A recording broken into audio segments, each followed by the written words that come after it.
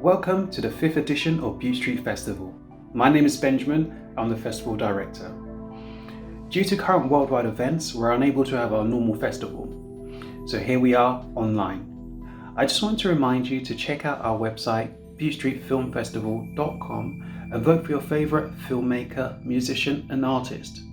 As, although we're unable to have our normal programme, there are still awards to be won. So, without further ado, please enjoy.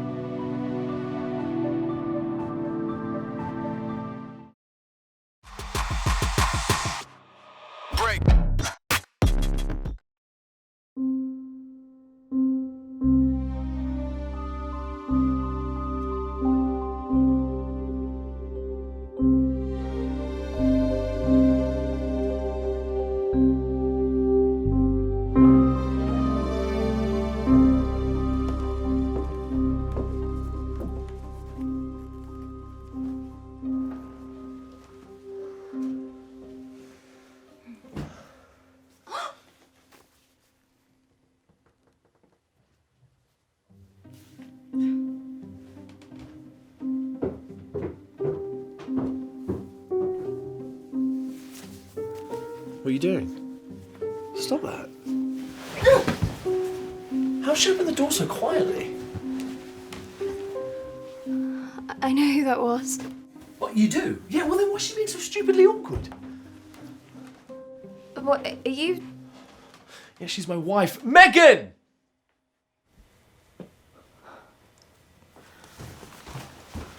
You know what, she does this sometimes.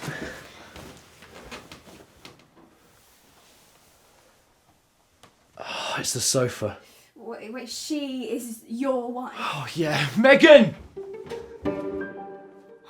Oh my god.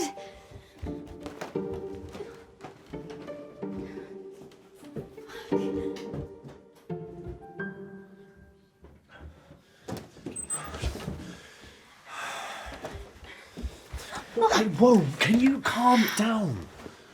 Please, bloody idealist, everything's a dramatic episode with you. Just calm down. Megan, can we talk? What year were you born? Like, you know what? It doesn't really matter if you're under 30, you'll tar with the same brush, I'm afraid.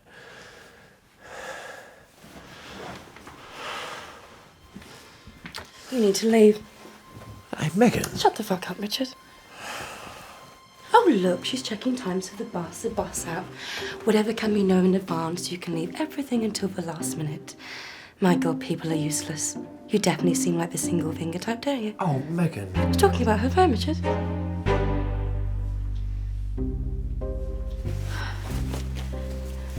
When does the 137 arrive outside? 5 minutes. You like this one, don't you? That's why you didn't tell me you were afraid. Don't you love me? Of course I do, you know I do. Don't waste it. I'm sure it'll be very good material. So what do you do then, You seem very anxious in the wrong way to be an actress. You see, performers are like ducks or pigeons. Too patient to be a musician. Very premature types, you see. No. I know my Richard. Tell me, how possessory are you of him yet? 8. Oh my, you are a cruel man, Mr. Writer, aren't you? Megan. Not only did you start on my sofa, but the laziness of it all.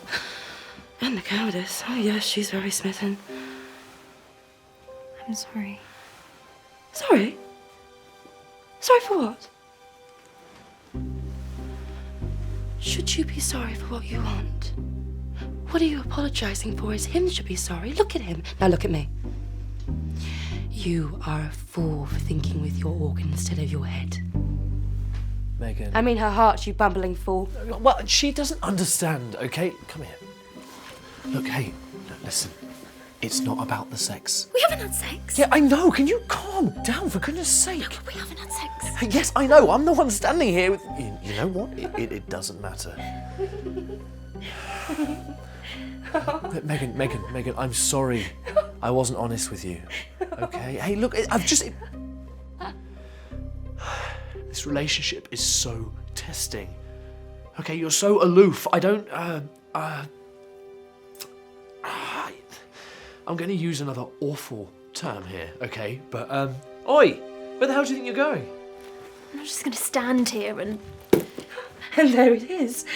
Just look at her eyes, the value. Oh, yeah, she definitely thinks she means something to you, Richard. Oh, God. Look, hey, compose yourself, okay? You're making me look stupid in front of my wife. This is obviously some joke to you, okay? But it isn't! Rebecca. Why not? We're all grown-ups, so... Listen. Don't embarrass me. Please, no, please just make whatever you say next of Churchillian quality in regards to its authority and compelling rhetoric, okay? Just...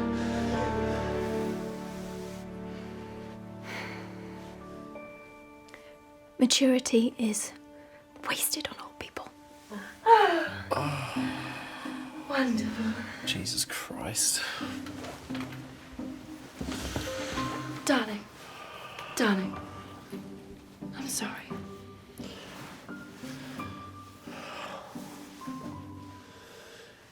What's wrong, babe? Huh? What's wrong? I mean, look at her. Look what you've done to the poor girl. Oh, I know. Rebecca, is it? It is Rebecca. Could you grab a bottle of wine from the kitchen? I need a drink. I'm sorry, will you? I didn't even know you were going to be in. She's a huge fan of your work. She reminds me so much of you. Oh, I don't know. It's just... There's this thing in my head, you know, and it's trapped. And I'm getting really, really, really insecure about it. And you've not been around at this new exhibition and got the coffee this morning, Richard. It was just appalling. There wasn't even any skim milk. It was terribly burnt. I'm sorry, darling, but if you're not getting the wine, haven't you got a bus to catch? It's all right, Rebecca. We'll go for lunch tomorrow. Yes, and do be a dear and take it to the bedroom, not my fucking sofa. No pun intended, of course. Can we just keep the language down just a little bit? Don't tell me how to speak. No, it's just... I'm not telling you how to speak. It's just... What is wrong with you, both of you? Whom, darling? Or am I old enough to say darling? I was about to have sex with your husband. Yes, I'm very well aware of that. But fortunately, I've discovered that it is about as much significance as you stating the obvious. I mean, it's a terrible shame I interrupted, really. He is very good. Is this some kind of hippie open relationship thing? Jesus Christ.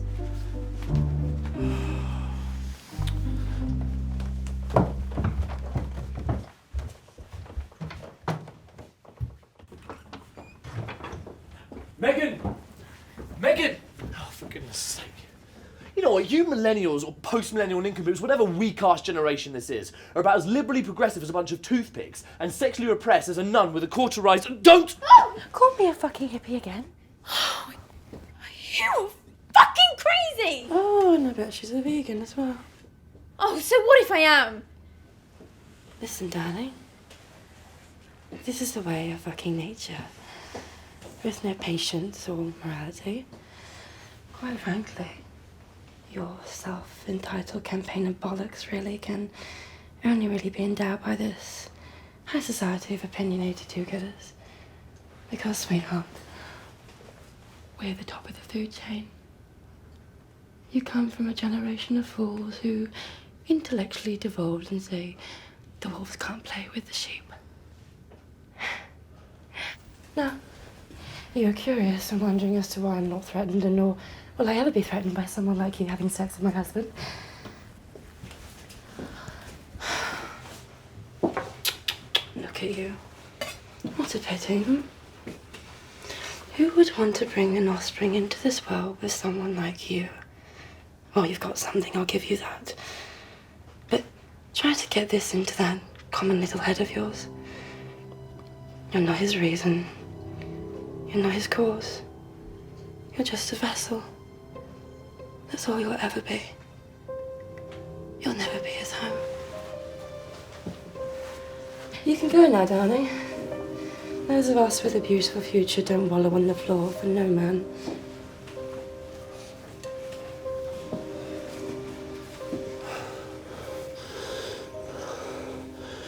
I love you. Of course you do. Who else would you have this fun with?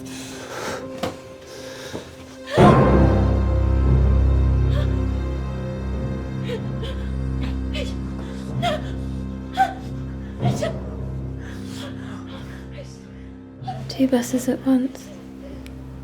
Honey, you wait for one.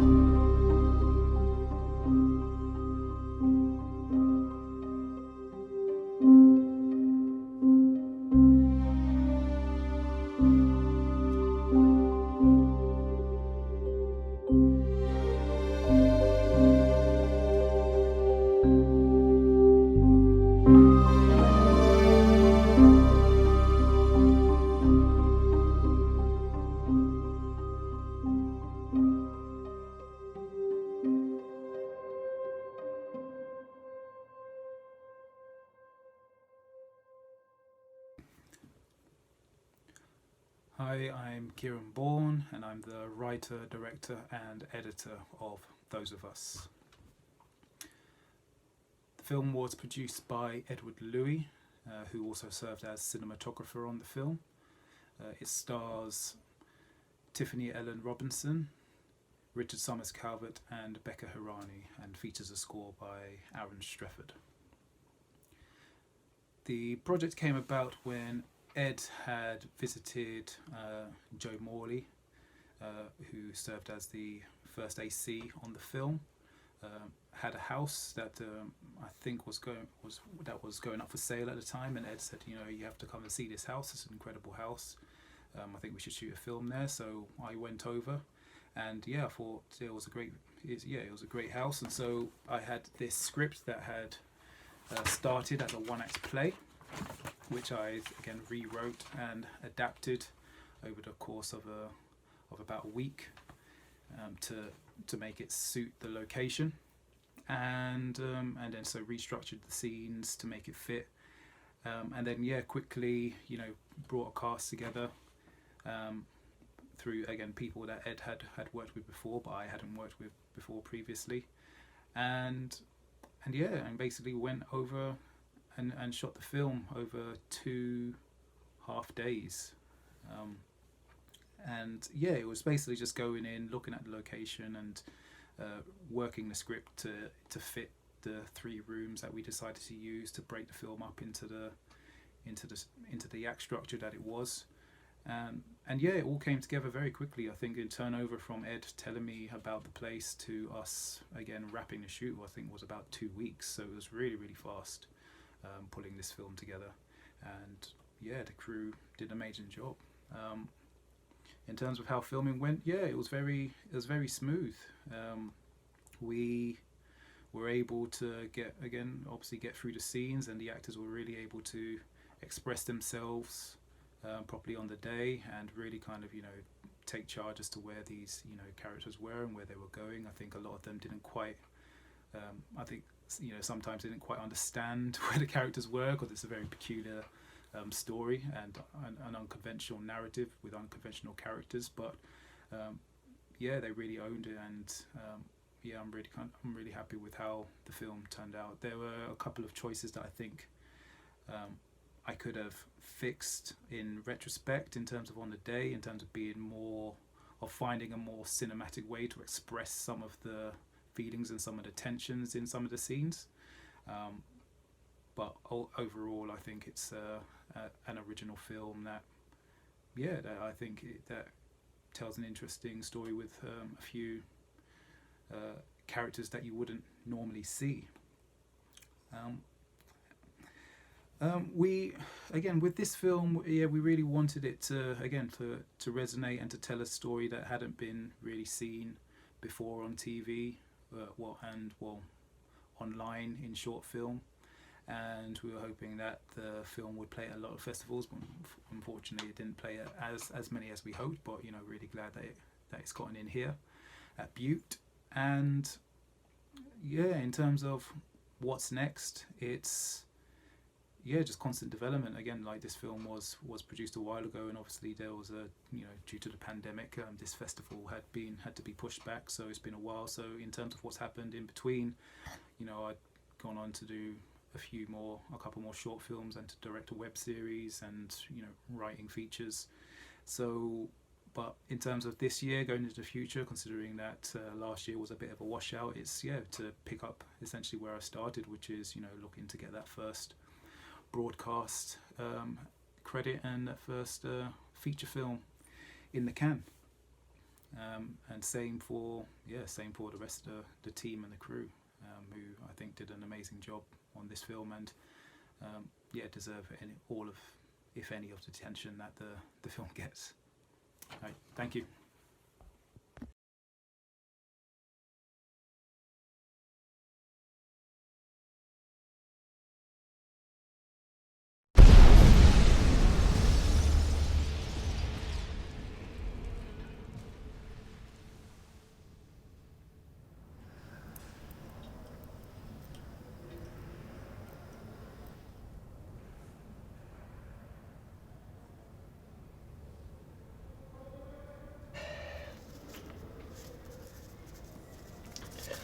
Dear Mum, as you know, I was at court today again, but I was only there for a couple of minutes.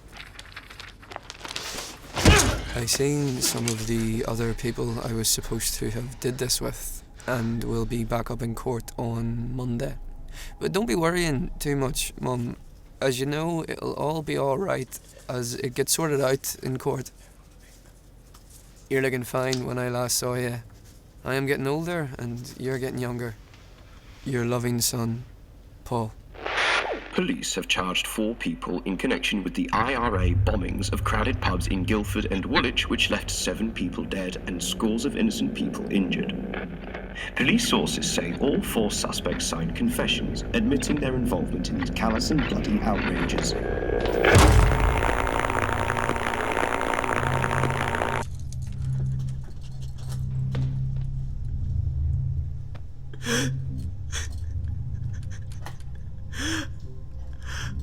I don't know nothing. I swear it.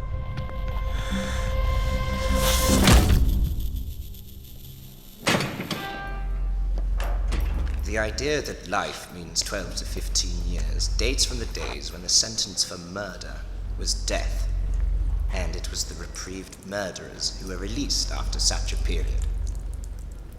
None of you men would have been in this category. You would have been executed.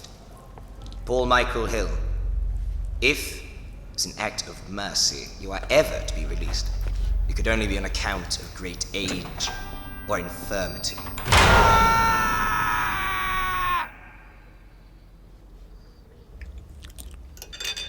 Well, Mom, I'm sorry to see both you and Gina upset. I know it is hard for yous to take. God knows what Gina must feel like. She is the one person that knows I didn't do it.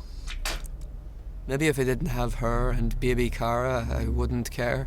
Nobody wants to believe me. I'm not moaning, Mum, because if I had done what I'm sentenced for, I'd deserve to be hung. But I've been told I'll never come out of prison. How can I take that? They know the only reasons I did sign them statements was because I know Gina would have gone down just like me. They know that I didn't do this, and they know that they had to use Gina.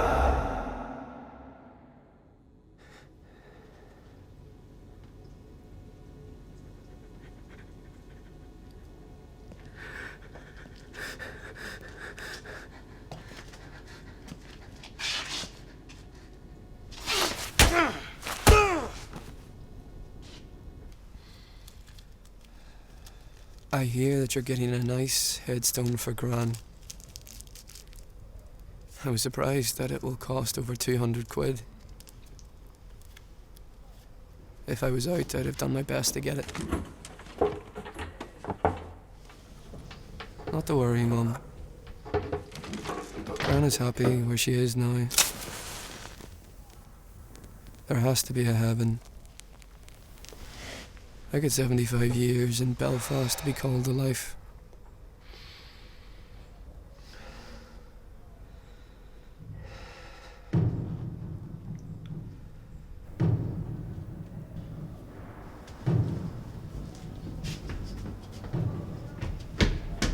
It made you a moron! A potential H-bomb! No future! No future! No future for you! I had a smile at you saying you had to get in on the celebrations as it is the Jubilee year. Right on, Mum. Here, did you hear the punk rock group, the Sex Pistols' new record? It's a cracker, Mum.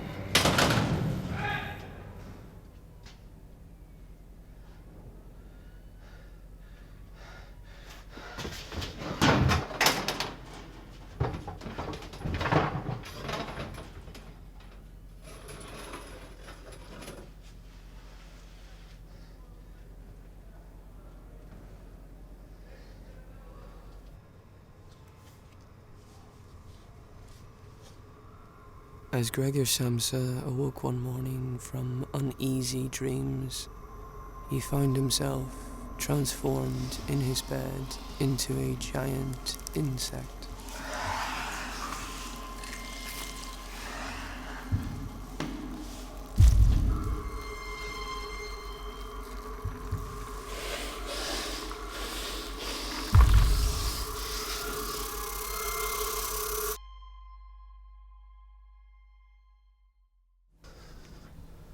At the moment here, I am on punishment for refusing to shave. I got 14 days all round. Last week, a guy in here cut his wrists. He had the unbearable prospect of 1 month left, so I hear. 1 month.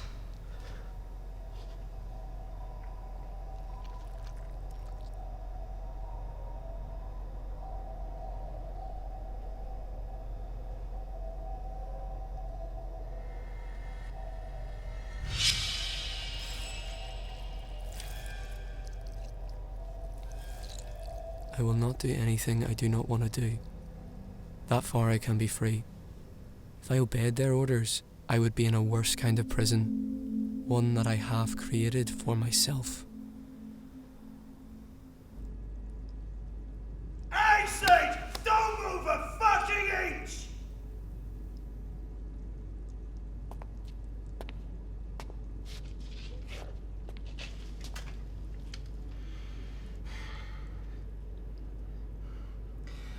Here's how it goes, Paul. You're taken from here. We drive you to some lovely, quiet country place. A single bullet to the back of the head. Your body left in a ditch. Do you think anyone will care? Do you think anyone will ask any questions?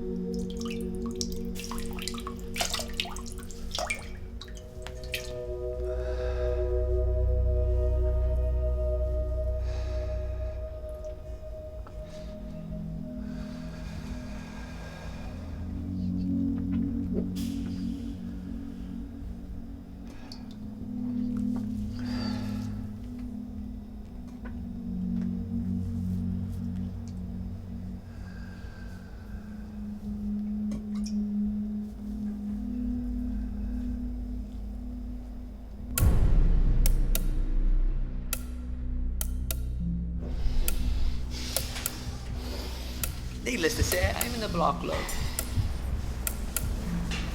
All told, I've had about 950 days in solitary, so I've no worries about insanity.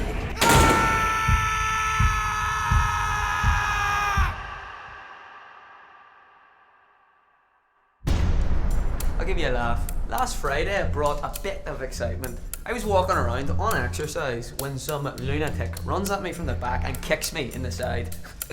He obviously isn't a full shilling. He's in for battering some OAPs with an axe. Well, me not being a pensioner and him not having an axe, he came rather unstuck as I busted his nose open and injured his eyes. To be honest, I felt a bit sorry for him when I seen the blood, and this made me stop, or I'm afraid I'd have done him severe damage. What can you do when some lunatic runs at you from the back, huh? I never even met the guy. He looks like something from the flesh-eating zombies. Anyway, no doubt you'll have a laugh at that, knowing you.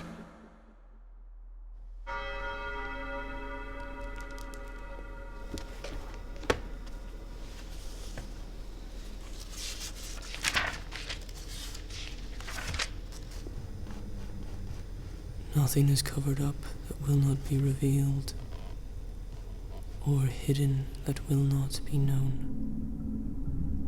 What you have said in the dark shall be heard in the light. Whatever you have whispered in private rooms shall be proclaimed upon the housetops. We know where your family live. We know where Patrick goes to school.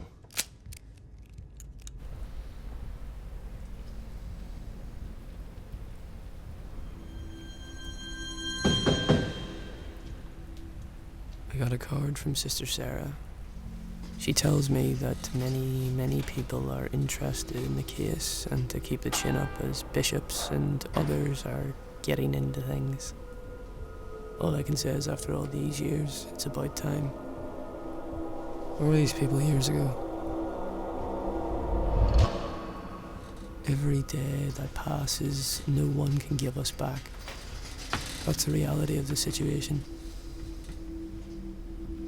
If there was a nuclear war and only me and one beautiful girl survived, my luck, she'd be a nun.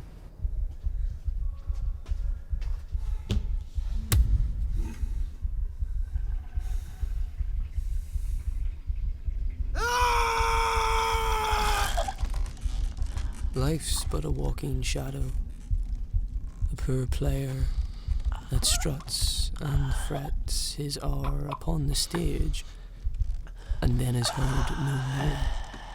It is a tale told by an idiot, full of sound and fury, signifying nothing.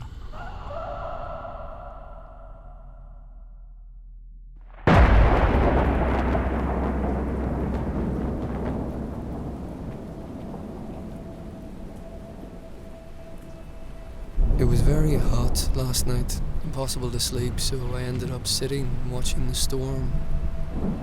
It was atmospheric, if nothing else. I had a feeling of deja vu reading the Daily Mirror today. A lad here is doing 10 years for something another inmate said he carried out. I forget who said it, but discipline is but a means to an end, and that end is a better education. Your ever-loving Paul.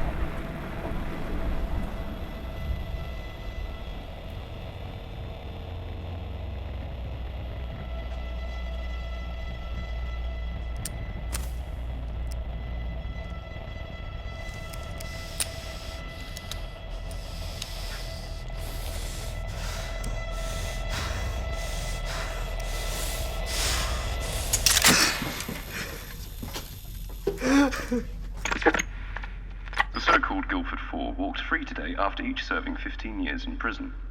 The Court of Appeal had heard damning evidence that police officers lied and misled the jury at the original trial and withheld vital evidence. But today's decision has already been criticised by sources close to the security forces. All 4 defendants signed confessions when they were arrested. Here's the question that troubles many observers. Why would totally innocent people confess to such heinous crimes?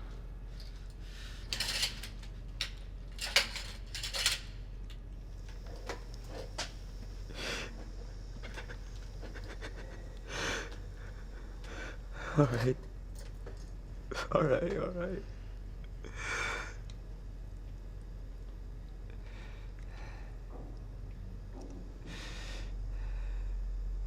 Tell me what you want me to say.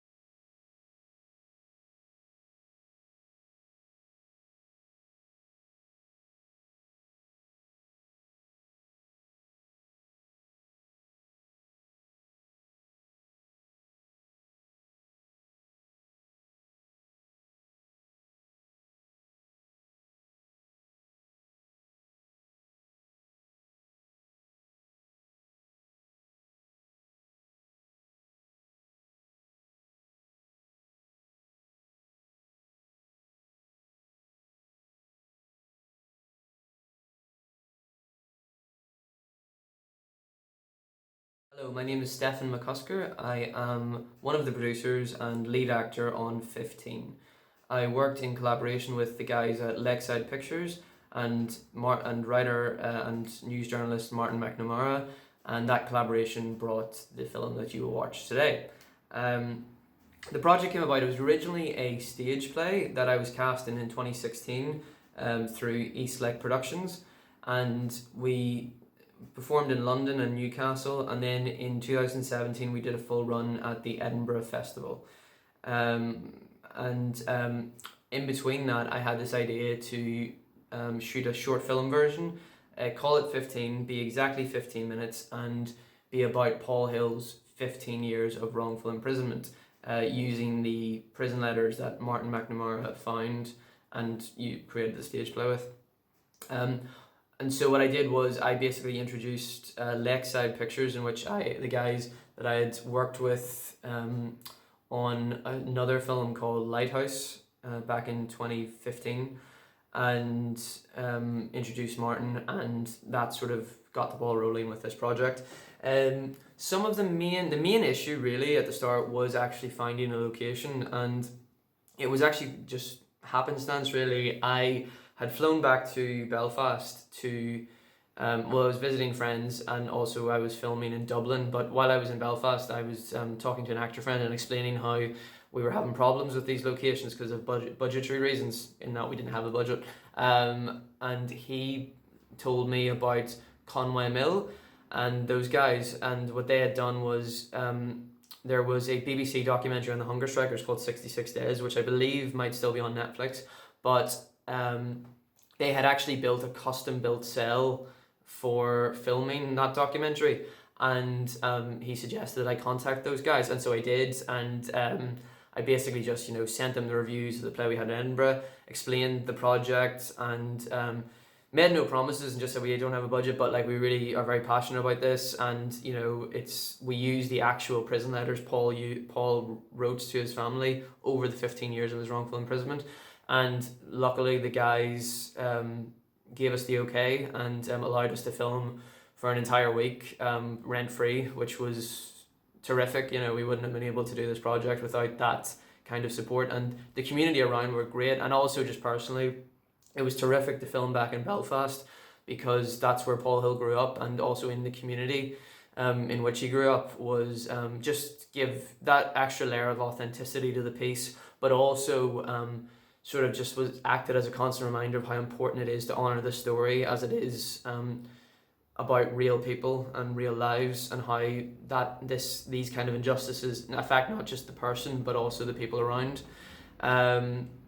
So that was terrific to do, and basically I guess in terms of what I hope you guys get from it is a sense of frustration and anger that something like this was allowed to happen, just as early as 30, 40 years ago.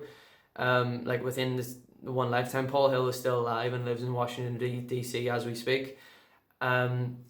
So what the idea for it is basically just showing this piece is allegorical about injustice, and the hope that we as individuals can work together to try and educate ourselves on injustices that are happening today around the world, and hopefully try to limit cases like Paul's happening again as much as possible. So thanks very much, guys. I hope you enjoy the film.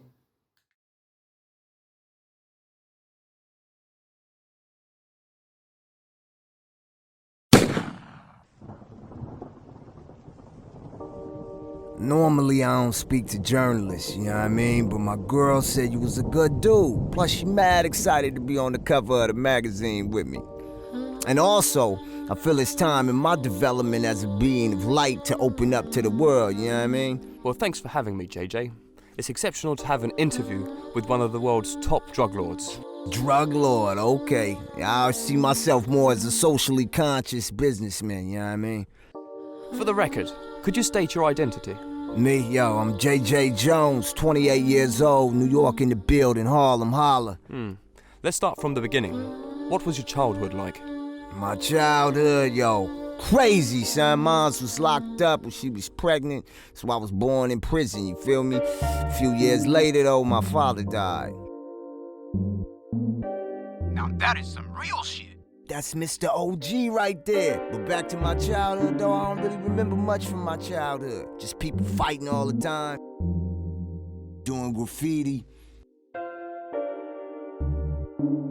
And my uncle, Malcolm the Real Jones. People call him that because he would always speak the realest shit in your ears. Hey, yo, Malcolm, can I borrow $5? No, you can't. I don't trust nobody that can't raise their own kids. And that one time when he was on the Wheel of Fortune. Let's all welcome Malcolm the Real Jones. Why do they call you the Real? 'Cause I keep it real. Lying hurts the soul, and I ain't having none of that. Oh, and I really don't like that hand on my shoulder right now. Get it? Get it? What are you gonna do with the money? Well, see, now that depends on how much I win. Over $1 million, I dropped these kids my relatives left me to raise. I've absolutely had it up to here with them. I tell it like it is, I tell you. If I get a chance to leave this place, you'll find me on a desert island drinking cocktails. Actually, no, actually, you wouldn't find me at all. I'll be getting my back rubbed by some fine ladies. But if I don't make it to $1 million, I'll start my own share company. You see, I see a lot of young black people giving their money to rich white men that don't respect them. I can't change everything at once, but for cereals, trust me, not 1 cent to these people's pockets. Not a single fucking cent! We're tired, tell it like it is! I can't breathe, bro, I can't breathe! Oh, if that's how it is, I won't even spin the wheel. So, what happened? He ain't even spin the wheel. He died a couple weeks after that. And after he died, me and all the kids he was raising ended up on the streets, you know what I mean? You gotta understand, I ain't choose this life right here. I had to find money to survive, yo. We go to places where people was spending their cash, you know what I mean? The shopping centers, Coney Island, and the second they stop paying attention, I run the jewels and step. That's where I met Sandra. Everyone was having fun, B. She stood over there in the middle of the crowd, all gloomy face, looking like she just lost her whole family in a car accident or some shit, you know what I mean? Yo, mommy, why you got that sad face on, girl? My dad just died. Say what? My dad just died. Say what? My dad just died. Oh shit, I'm sorry. Yo. No, I'm actually just fucking with your fine ass, girl. We connected immediately. Now everything was going perfect. Relationship was on it. Business was expanding. The only problem was I could never make her come. And that's an area of my business I can't afford to neglect. Once we was doing what we do, my gun fell to the ground. Yo, it shot, son. And she came. That's when I understood. The only thing that gets her off is gunshots. Not great for discretion when you're a drug dealer, I'm guessing. Terrible. We had to get organized about it, you know what I mean? So we do it at like precise hours. Use blanks in the burners, and you could hear the gunshots all over the hood. Oh shit, JJ's getting it on. Oh, not again. Hey, I heard you like whiskey, so I got you a bottle. I heard Hibiki's is your favourite brand. Wow, I can see you've done your research, V. Patrick, you're making me drink to get me to talk or what? I mean, yes, it's an interview about your career. I want to know more. Tell me about Joe Raspin. People say you're the one pushing his product in the city. How did you meet him? Yo, seriously? This whiskey is nice. I'm feeling your style, my dude. Make me just want to say a poem. Roses are red, violets are blue. Your dad is dead, and my dad is too. Sandra, I'll always love you. Beep, beep, beep, beep, beep, beep, beep, beep. Hey, Sandra, it's Patrick. The journalist, I'm calling about the interview I'm supposed to do with JJ. There's a big misunderstanding, the blizzard, my plane won't take off. I'm sorry, we have to do an interview later. What? I don't understand. I thought you were with JJ. What? I'm not even in the US yet. Patrick, that's impossible. JJ told me... Let me call you back. Beep, beep, beep, beep, beep, beep, beep, beep, beep, beep, beep, beep, beep, beep, beep, beep. JJ, this interview is fake. It's a trap. Run. Word. Go, go, go. Yo, Patrick, this whiskey is fabulous. Let me pour myself another drink, yo.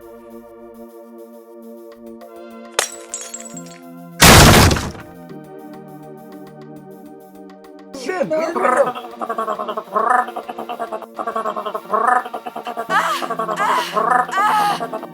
Ah! Oh shit, oh no! Fuck the war! Sandra, I love you!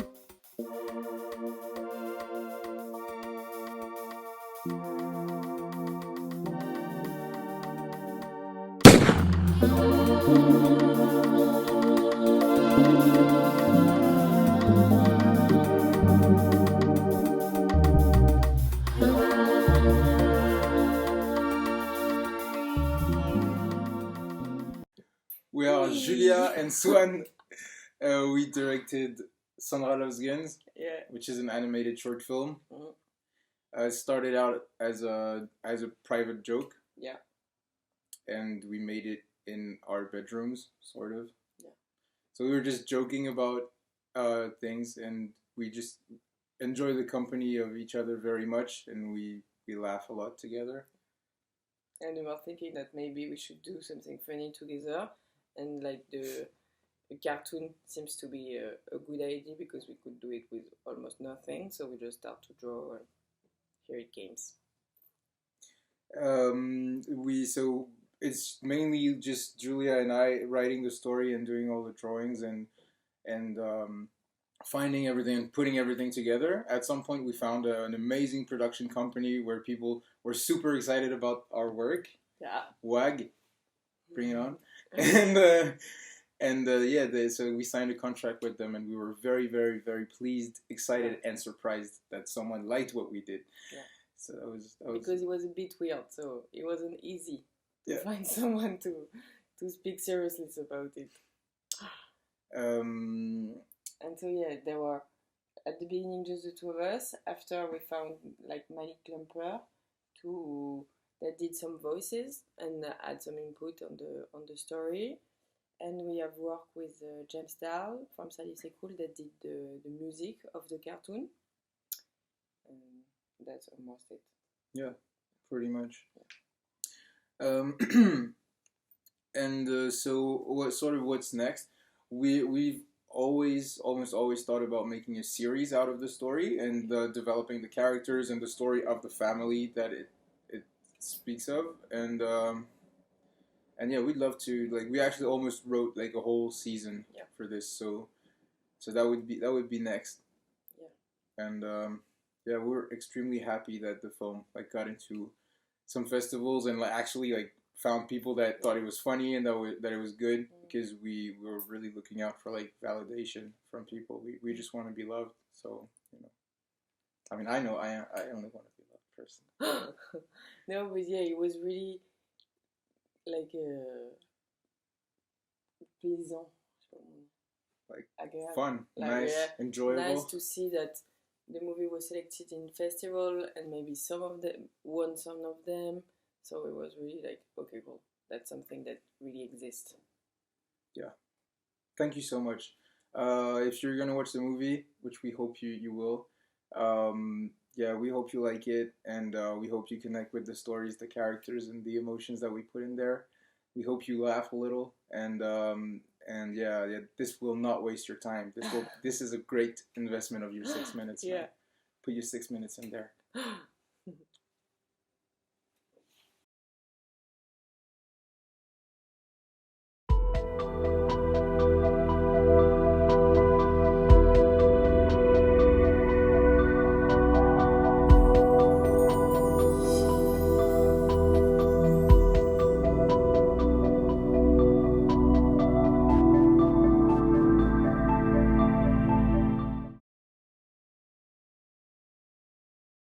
Okay, selfie.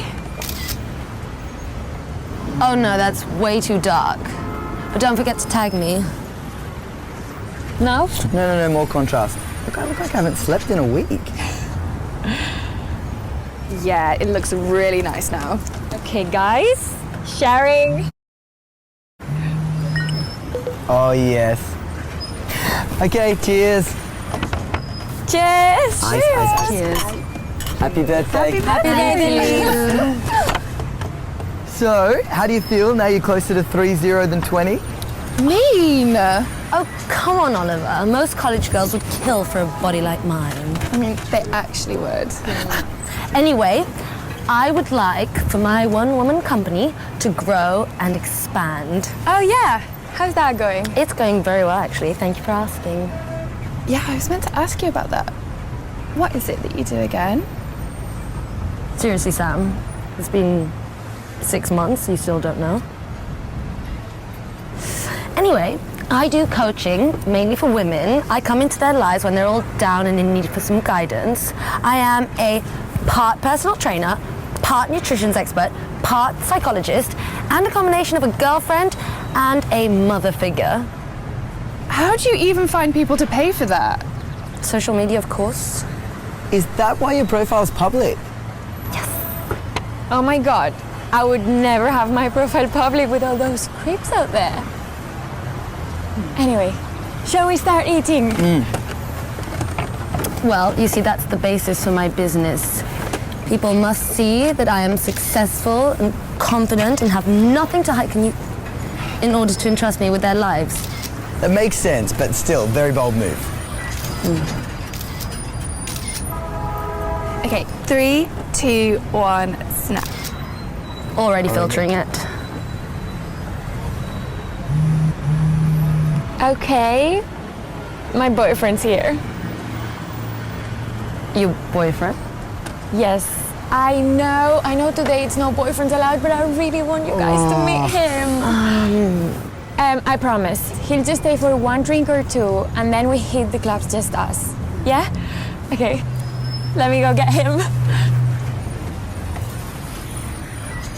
Guys, don't you think that's a bit rude? It's Liz's birthday. Oh, well, whatever, let her have a 20 minutes in the spotlight. Rude. But yeah, she should have asked. She should have asked. Yeah.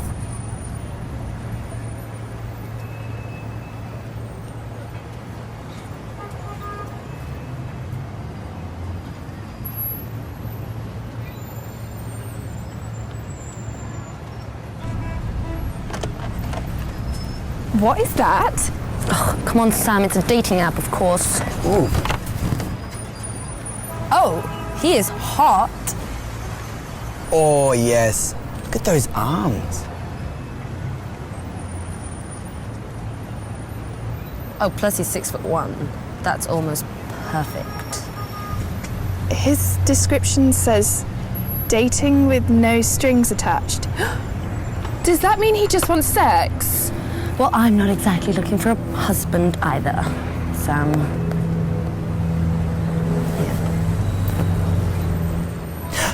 Oh, he's 30 meters away. He could be in the building. Oh my god, that's so scary. Oh my god, that's so sexy. Okay, guys. This is my boyfriend. This is Samantha, Elizabeth, and Oliver. And this is Nick. Very nice to meet you all.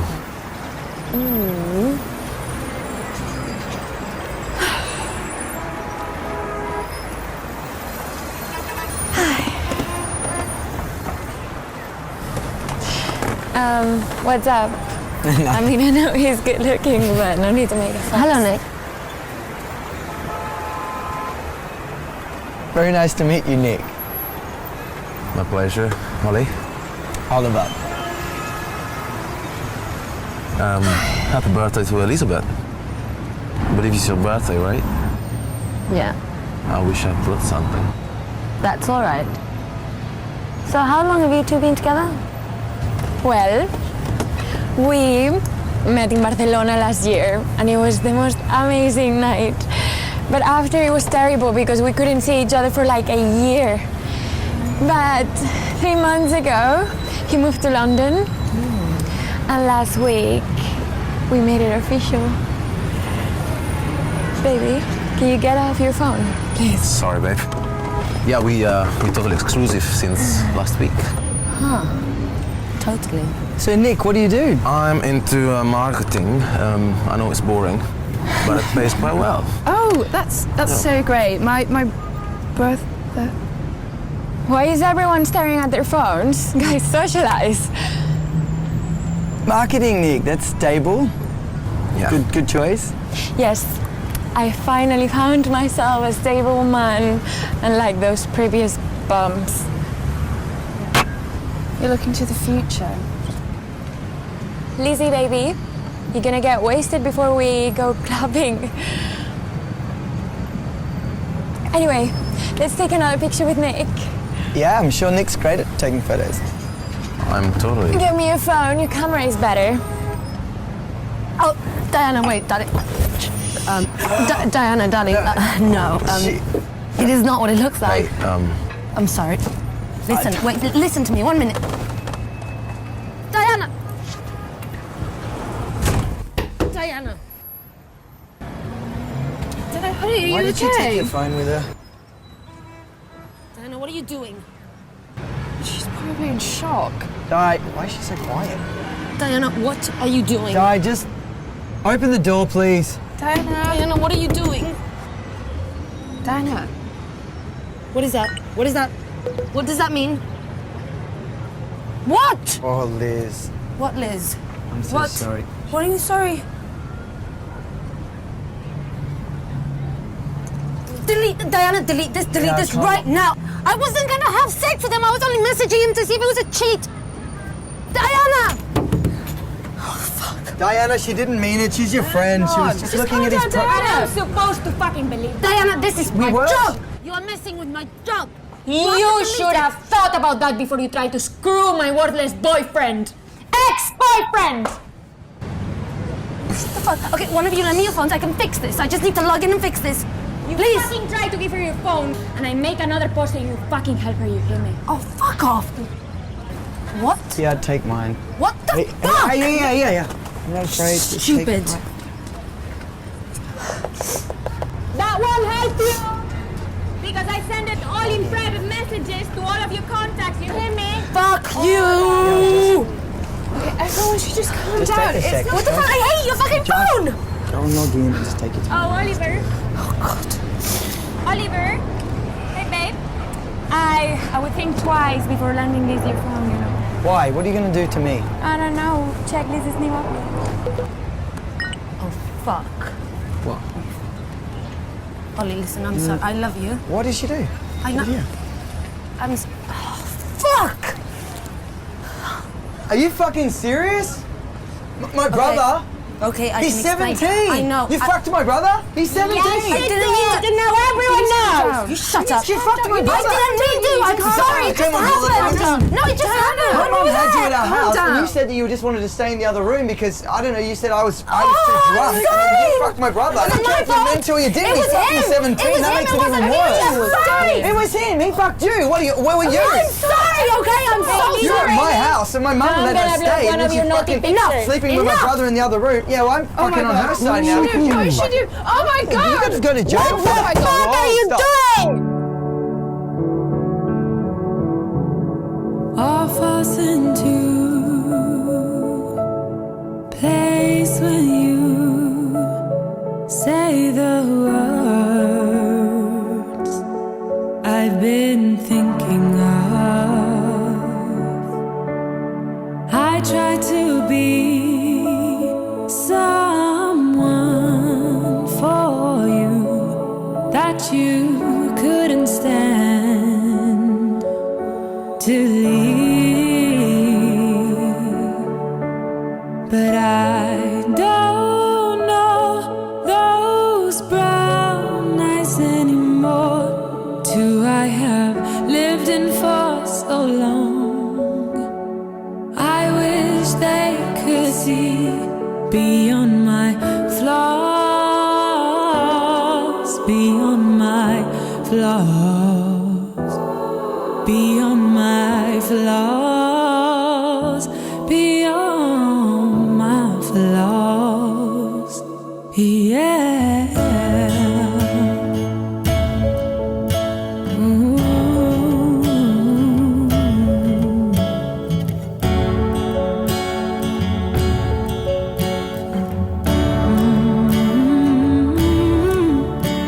And I still try with every bit of my life to believe it was just my illusion.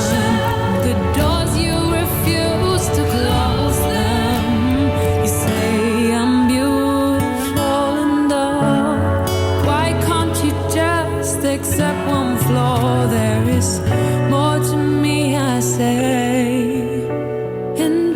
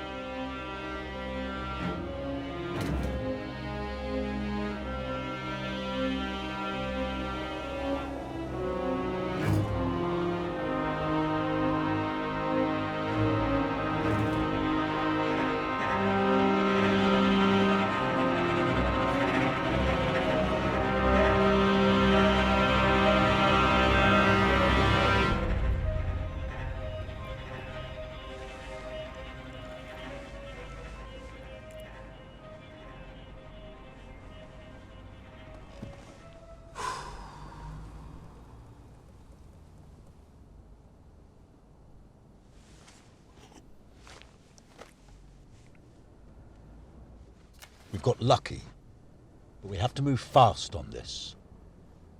Poor girl. We've got to find her, John. We've got to find the little girl.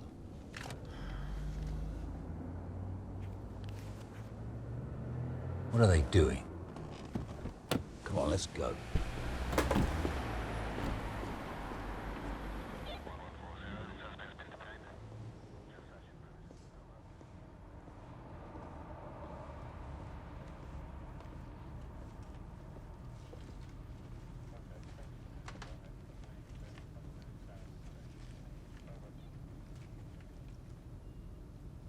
Good morning, Mr. Johnson. I'm Detective Chief Inspector Kessler. This is my partner, Detective Inspector Mills. We have a warrant to search your entire apartment. Anything you say may be used in evidence and used against you. Detective, I want my lawyer. We've already caught you, Johnson, selling your images of minors, little boys and girls, on the dark web. You were talking to one of our officers.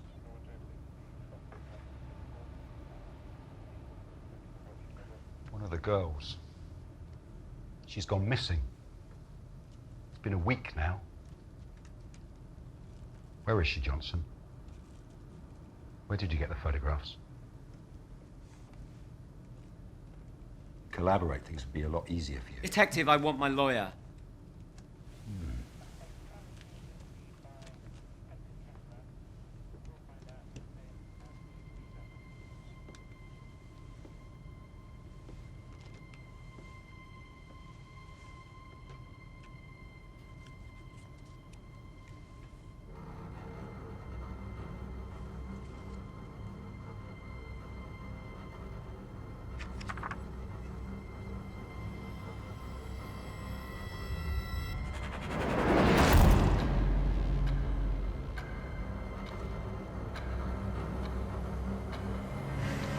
Sir?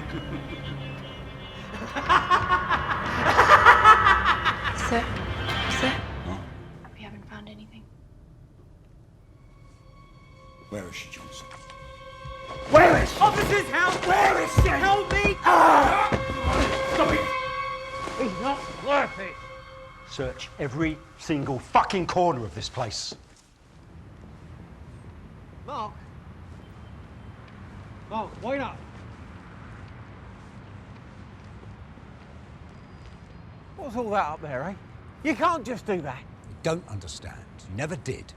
Even if we get this Johnson on indecent image charges, you know the drill. He'll be released on bail in a number of hours. I'm not going to allow that. You've been drinking again? That is not the question. The question is, what are you doing to help find this missing child?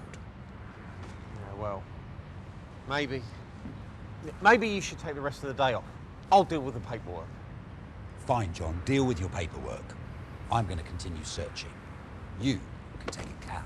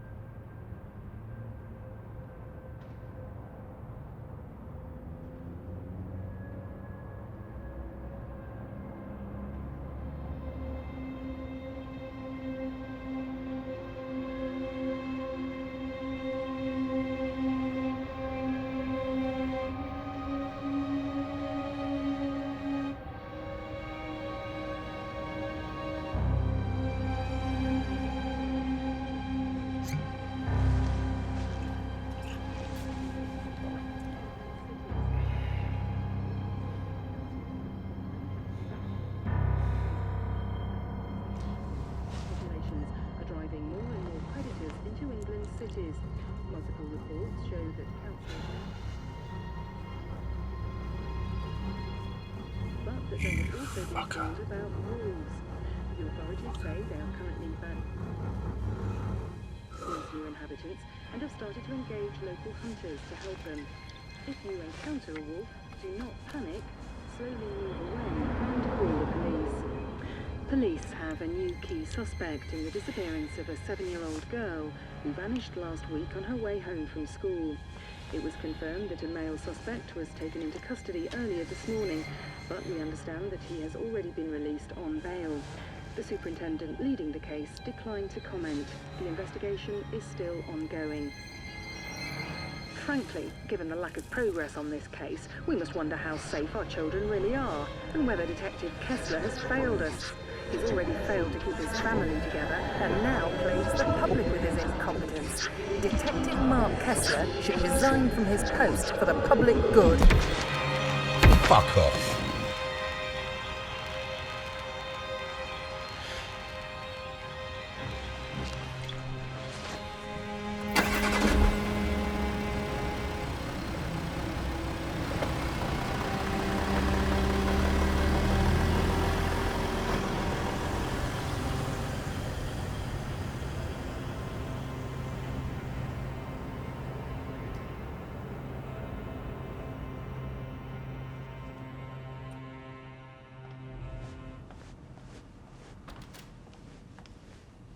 Have you seen Mark? I'm afraid he's gone home, sir. Sorry, you're going to have to go back to Pembroke Road. Sir? A neighbour has heard screams. She seems a little bit elderly, so it might be nothing, but I think we'd better check. I'll call Mark and tell him to meet you there. Okay. Thanks, John. Sir? Yeah? Oh, did you find anything new? No, sir, it's just, It's nothing, sir. It can wait till tomorrow. Can it? Doesn't seem like it. What is it? It's Mark, sir. Look, I know the divorce has been difficult on him, but it's more than just that. Lately, he's been getting more and more angry, more erratic. I don't know if I can trust him anymore. Has he done anything in particular? No. Then give him some space. He has a lot of experience. And I trust that he knows what he's doing. If anything does happen, then let me know. Okay. And please, stop worrying about Mark. Check up on this complaint. Yeah, of course, sir.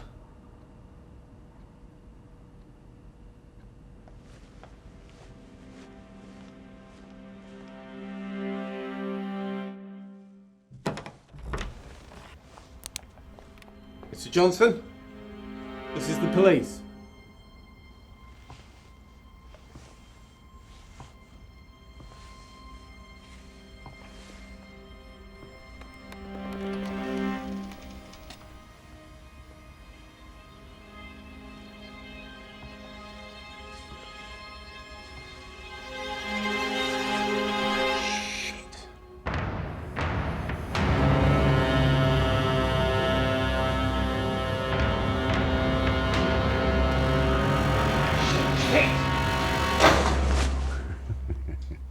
Detective Inspector. I've never seen you move so fast. Did you do this? Did I do this? I didn't do this. I found him like this. I also found this. The last entry has an address. I think the game's afoot, Mr. Mills. What about Johnson? Mr. Johnson's dead. He's not going anywhere. And you smell like a barrel of whiskey. You sure you're up to going out there? Yes, Mother. I had the day off, remember?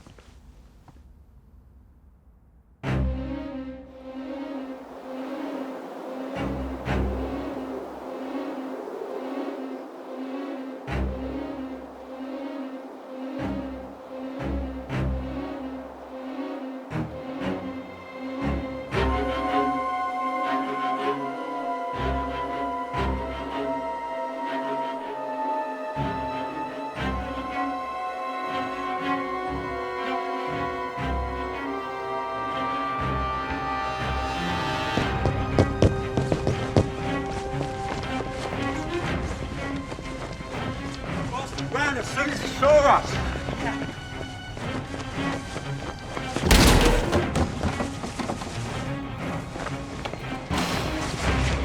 Shit.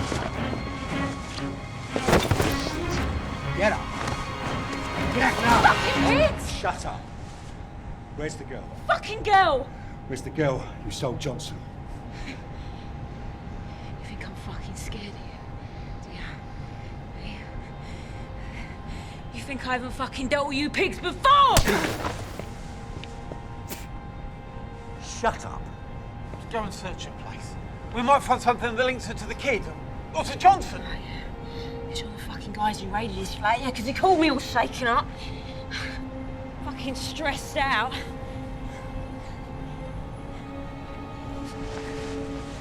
Johnson's gone.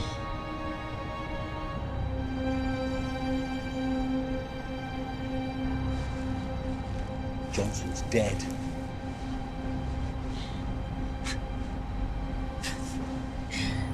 What, you two? Fucking... You got some fucking balls.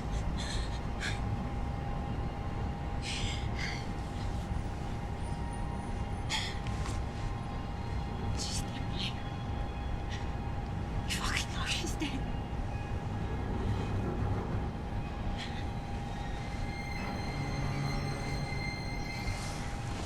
John, I think we should take a walk. What the fuck? Take a fucking walk, John. Look, we'll just take her in. No fucking way. We've got nothing on this, John. What? You're just gonna fucking shoot her? She's not gonna leave the alley. Have you lost your mind? Have you lost your fucking mind? Tell you what, John. You call it. You take the fucking shot. Take the fucking shot, John. Me or her. I'll make it a little easier for you. Make it a little easier. I can't let you do this. Call the fucking shot, John. I can't let you do this, Mark. Be a good copper and call the fucking shot. I can't let you do it. Her or me. Drop it. Take the fucking shot. Drop it. Her or me. I know. I can show you where she is. I just did it for the money. I'm not a fucking pervert or something. Please. Take the shot, John. Call the fucking shot.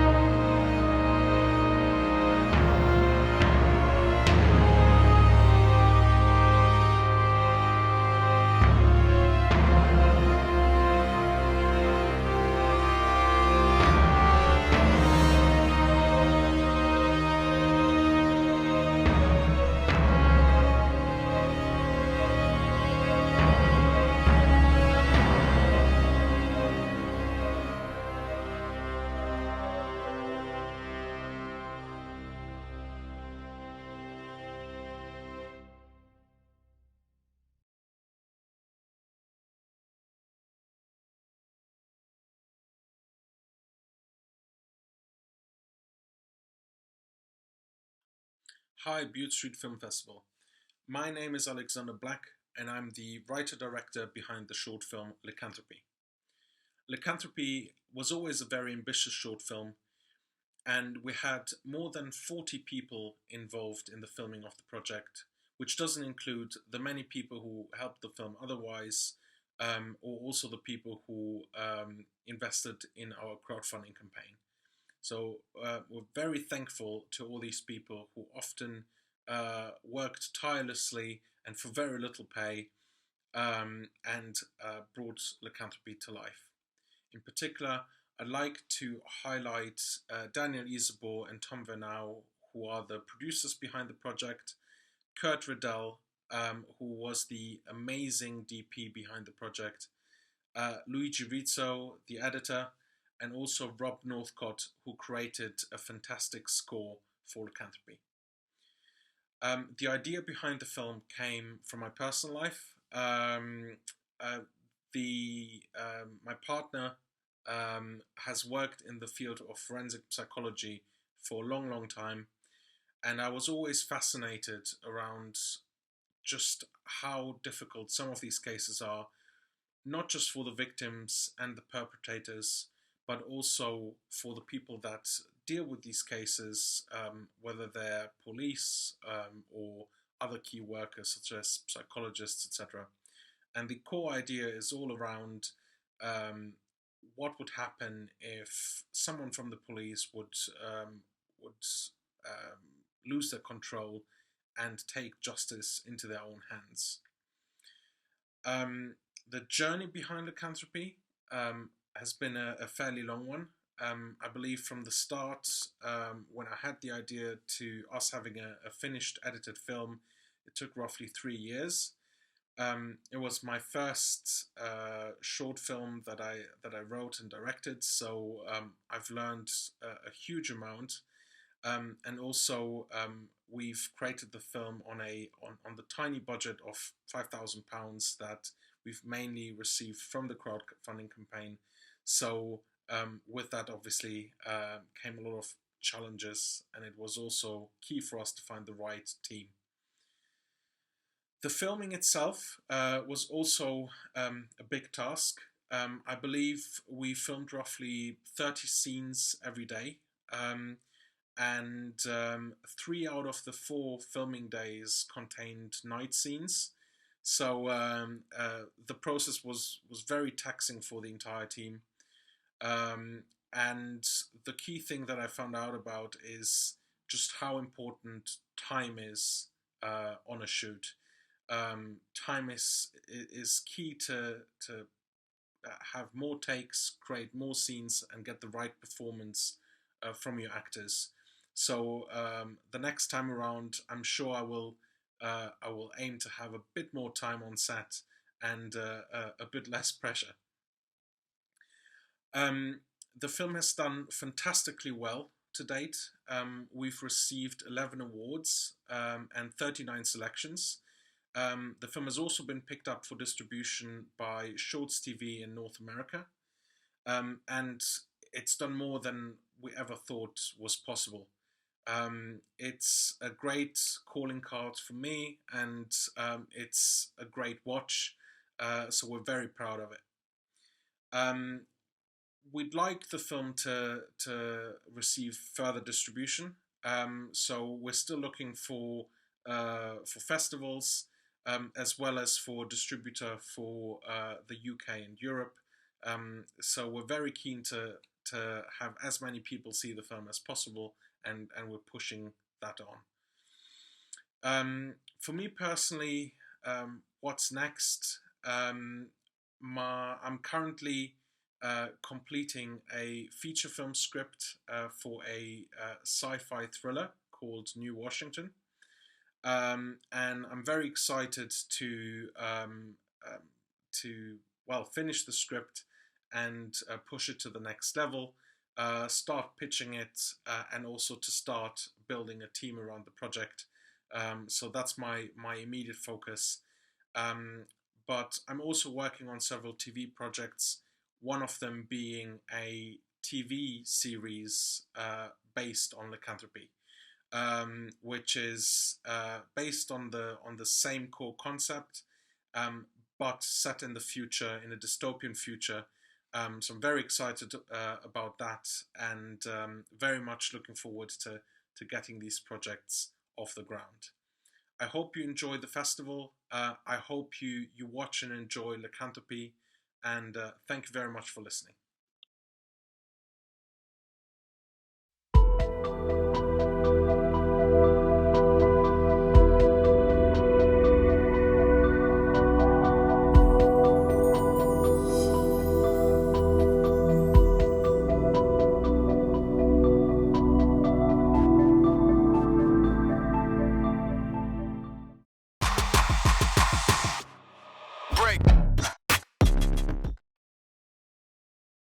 Hi, my name is Cassia and I'm a multidisciplinary artist, primarily focused on photography.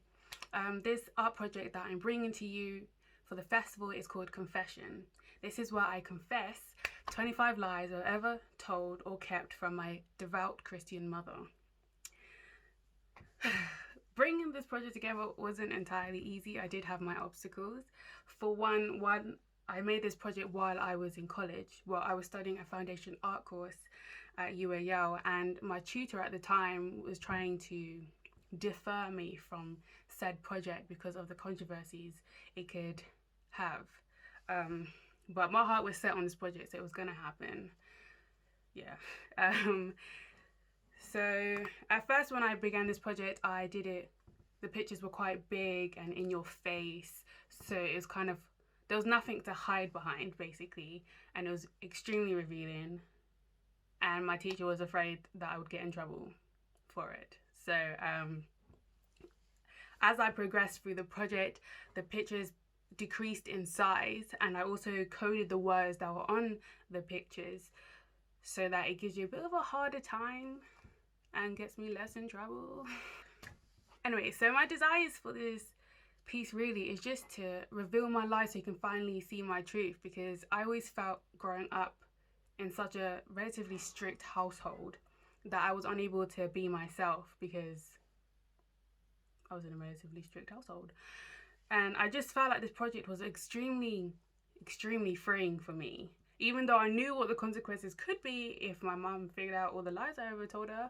But I really wanted to do this because I was so tired of tweaking my personality so I could satisfy my mum, well, at least satisfy in the way that I thought she wanted to be the person she wanted me to be, which was like a angel type person, and ain't nobody there. For me personally, I would love to see my work published somewhere, whether it be in a gallery or a magazine, on a website, I don't know. I self-publicize myself, but it would be so good to have someone who's bigger than me do it. And this is why I feel like being in this film festival is just a step closer to making my work more public and just putting it out there, putting my secrets way out there. What's next for me? Well, at the moment I'm at university, so I'm trying to survive that during a pandemic. So fingers crossed, wish me luck. But at the same time, I'm just here to just creating projects that are so personal to me, but can also be relatable on a grand scale.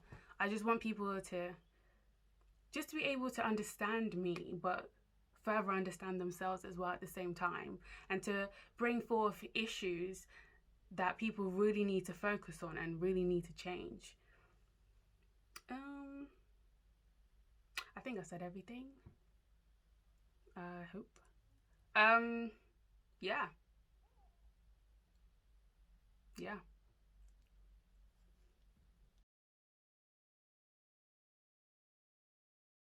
Hello, my name's Sophie Gresswell. I'm a visual artist. I specialise in visual arts, but I also do some digital work and spoken word and animation. But usually painting is my passion. The title of the piece I'm making for Bute Street Film and Arts Festival is Mood Indigo brackets Unidentified Woman. And this piece is really comes from the journey of looking into some of my heritage and sort of the history, British history in St Helena, which is a little island where my grandfather comes from. It's a British overseas territory, but it's got a really rich history of being a British overseas territory, being a place of exile, being where Napoleon was sent to exile, but also being where Zulu princes were sent, and a lot of history from abolition times and slavery from the East India Company. So I've been sort of uncovering that this year, and this piece has come from that. So it's based on a picture of an unidentified enslaved woman in St Helena who's sort of leaning on the trees there. But I was really captured by her face and her expression, and the sort of these old photos of women who don't have voices or narratives written about them or anything, but you can really see the personality and the humanity in the images of them, and the faces, what little images that there are left. So I was really captured by that, so I wanted to make an artwork about it. So that's what I'm doing for Bute Street Arts Festival, and I hope that it can go on from work I've been doing with Revolution Arts and others about an arts council, about heritage and stories and narratives, and especially those that were voiceless, and women that were voiceless, and trying to combat that today, and speaking to artists of colour today, but also looking back at the past and trying to uncover some of those stories. So I hope that I get to do that more in future, and yeah, that's what my work is going to focus on. So this is the first time I'm working sort of on glass and really looking at my personal history, but also, yeah, what I want to do to take forward in my future work. So fingers crossed that's what happens next. Hi, I'm Adeline Timis. I'm a visual artist and shaman. I mostly create paintings and printmaking, but I also dab in sculpture and photography, and recently I started doing installations. My artwork represents the end of an era that I lived in pain, mostly emotional pain and just a state of trauma. From a way I grew up to moving country so I can become an artist and be able to have a future. And the work is called I Am Better Now because I basically was able to elevate from that state of pain to this utmost peaceful, energetic and light place, and this is why my artwork shows this greenery almost coming through the body itself and through my soul. I grew up in a small Romanian town, so I feel like I was quite a late bloomer when it comes to understanding the art world and how exactly I should manifest my wish to be part of it. I had to overcome a lot of struggles and emotional pain to be here in this moment, but each one just brought me closer and made me stronger and more capable and courageous towards achieving every goal I had. So no matter what I went through, I just took it as a lesson towards my art career.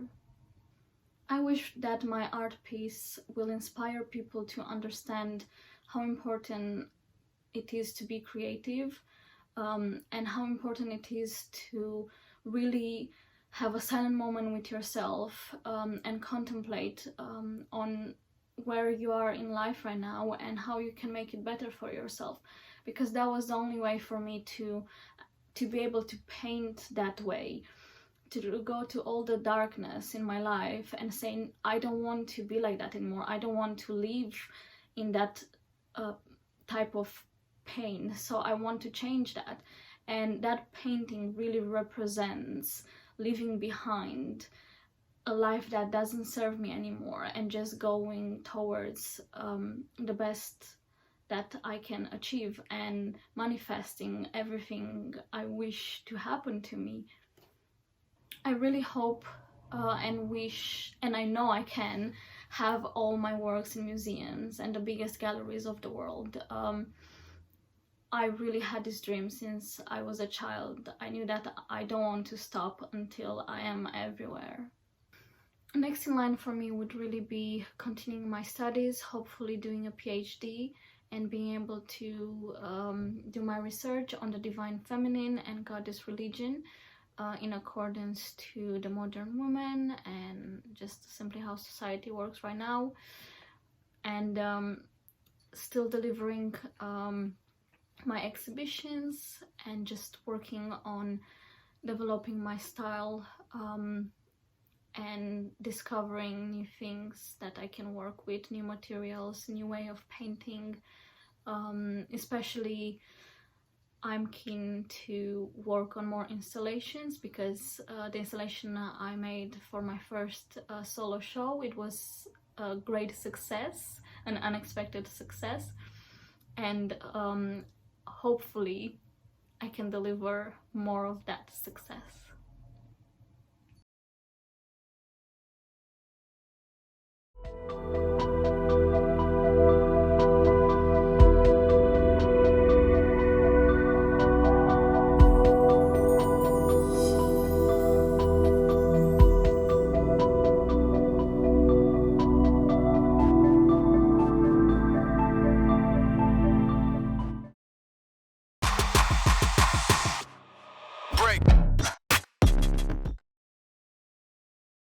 Chłodzące, przeprowadziliśmy pewien eksperyment. Zwykłą kolę podawaliśmy szympansowi A, szympansowi B, wyłącznie Pepsi. Rezultaty są niezwykłe. Szympans, który pił Pepsi, po prostu zniknął. Halo? To on.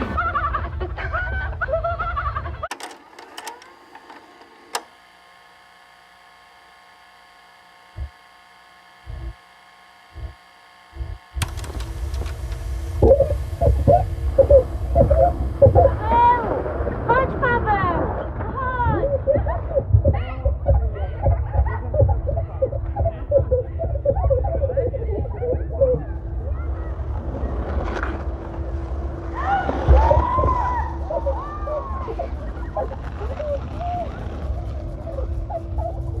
Nie ma takiego człowieka, z którym chciałbym porozmawiać.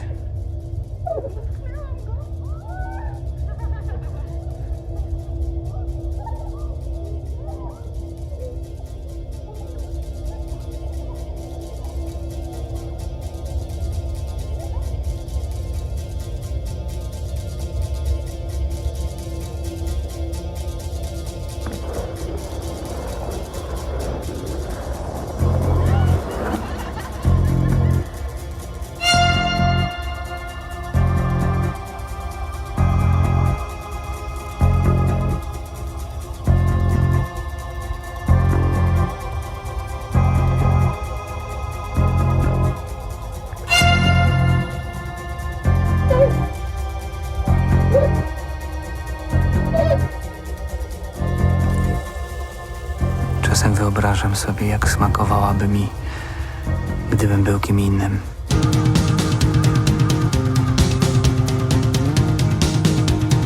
Na przykład tą kobietą.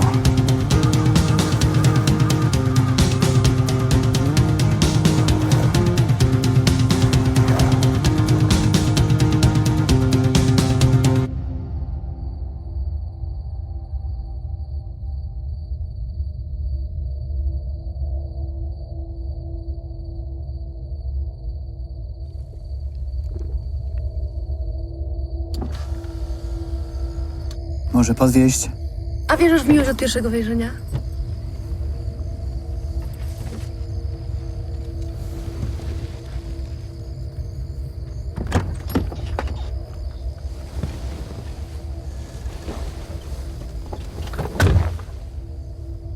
Wraca do domu, przemywa chłopakowi ranę.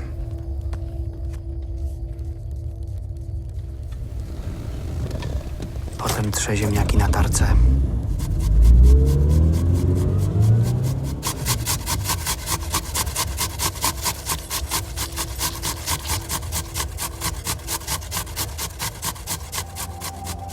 I wsuwa placki ziemniaczane razem z rodziną.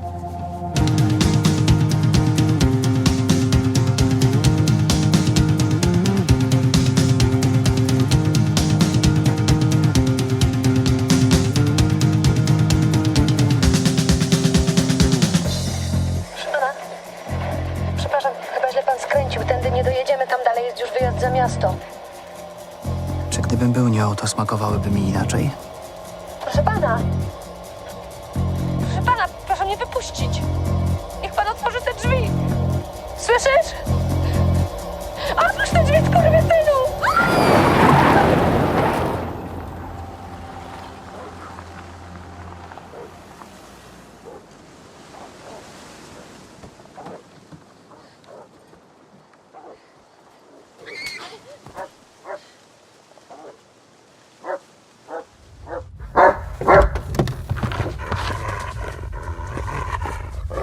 Uciekaj!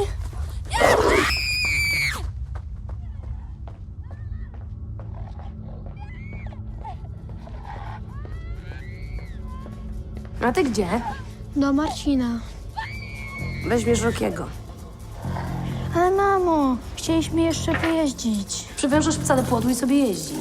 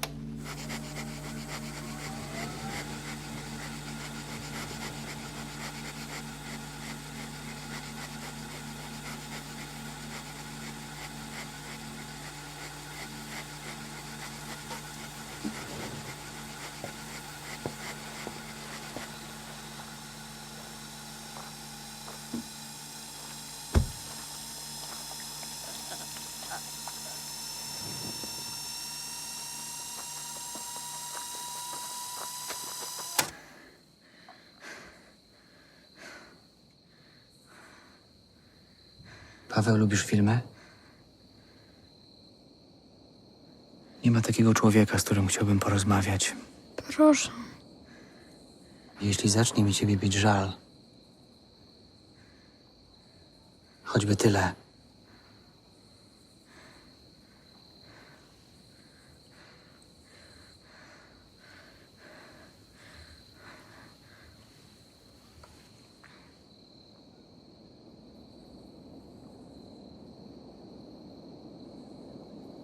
Pamiętasz pierwszy śnieg w swoim życiu?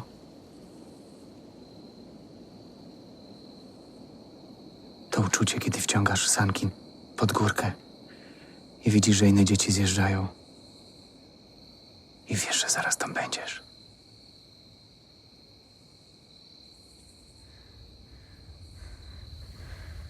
Tak, Co tak? pamiętam. W co dokładnie jesteś ubrany? Mam buty. Są niebieskie. W takie białe gwiazdki. Super. Mam jeszcze kombinezon. Czerwony. Tak, na suwak. I taki pas od góry do dołu. To był pierwszy raz, no bo wcześniej zjeżdżałem.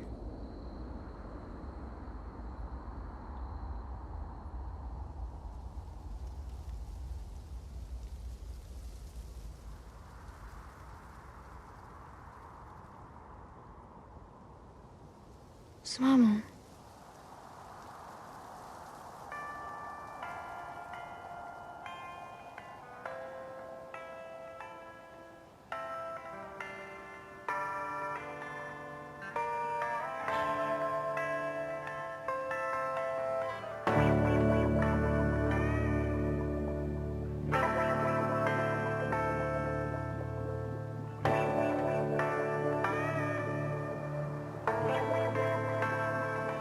Chłopiec wspina się pod górkę w parku.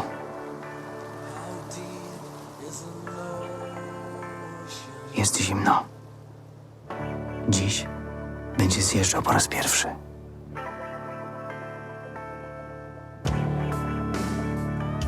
Co czujesz? Śnieg skrzypi. To mnie zdziwiło. To przez te buty. W gwiazdki.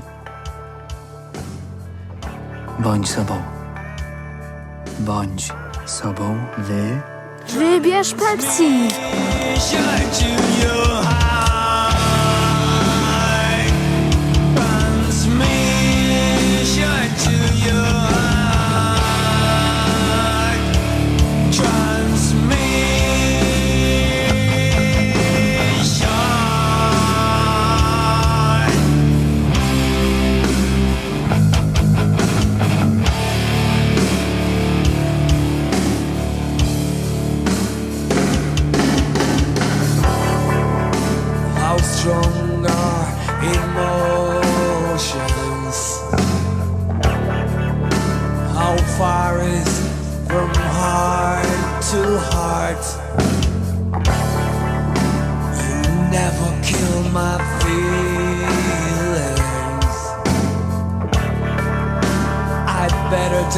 If I'm cold inside.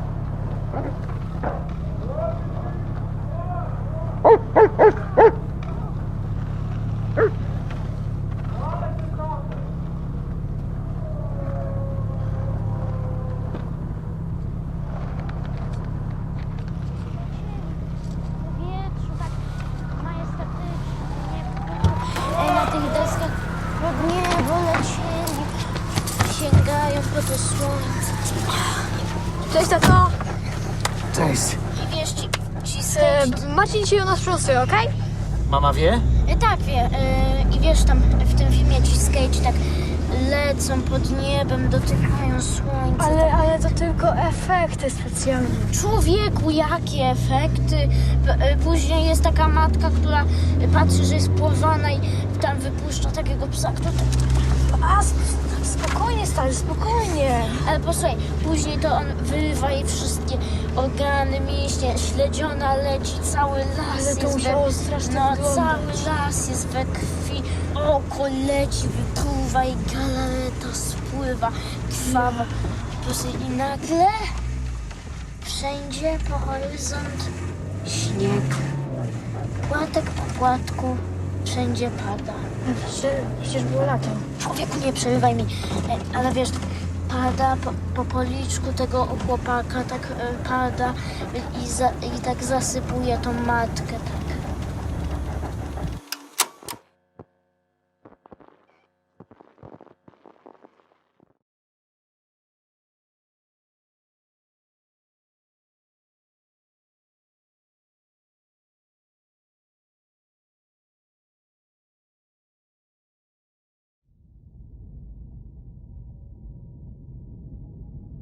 Okay.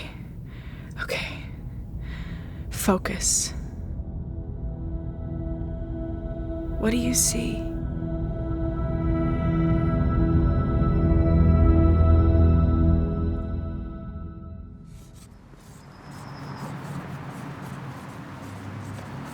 Guess what I got?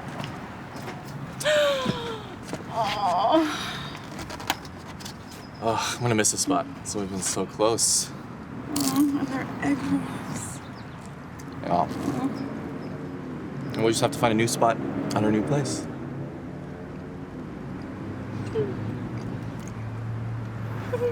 Do you want to take the truck to your place and grab what's left?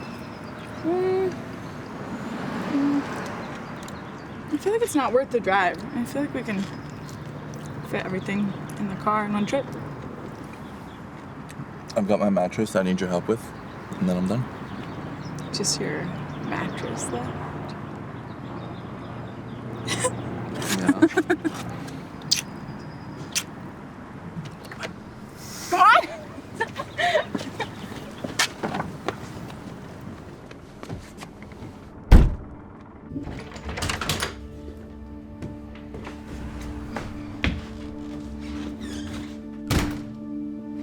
This is it! Yes, it is.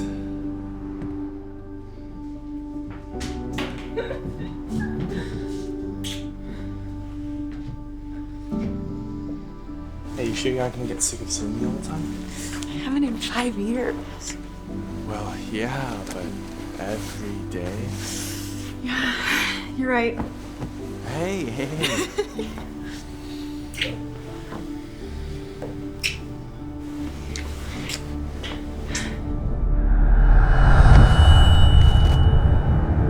Wait. What? Let's save it for later. I'm all grimy. Okay.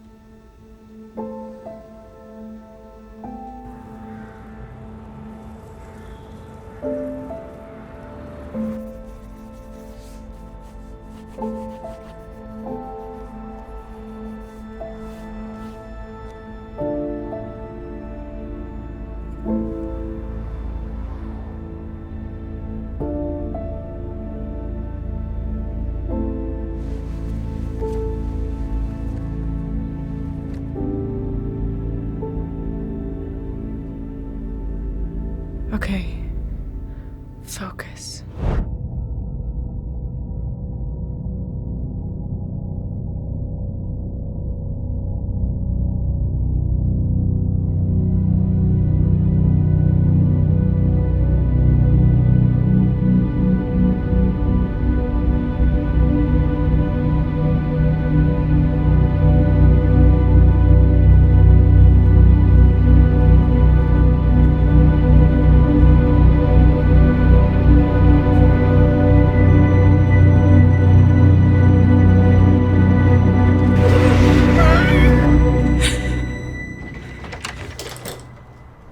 Meg?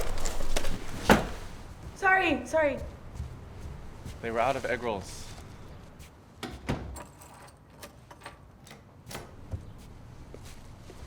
Why'd you lock it? I was coming right back. Sorry, habit.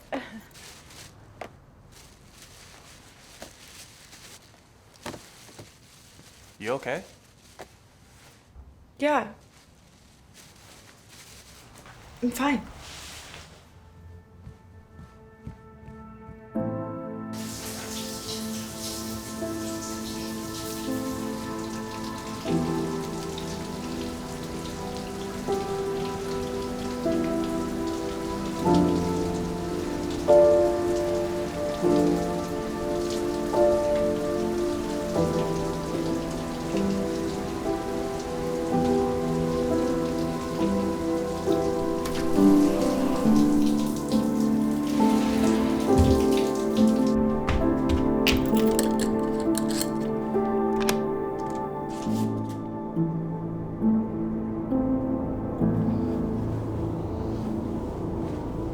Meg.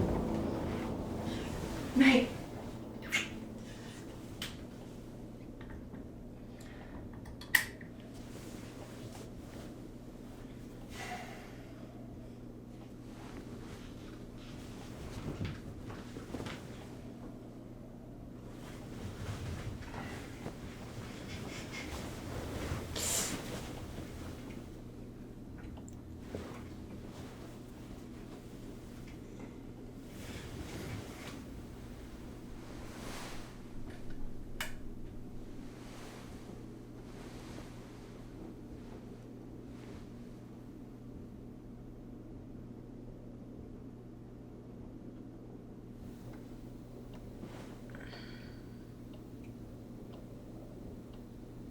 Okay.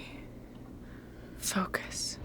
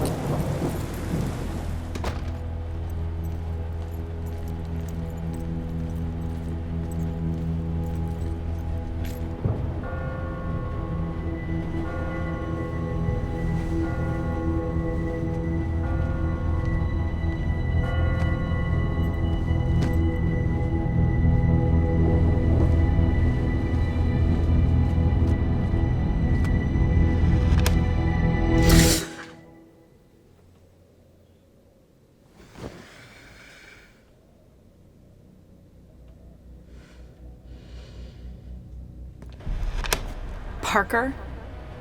What are you doing here? I just want to talk.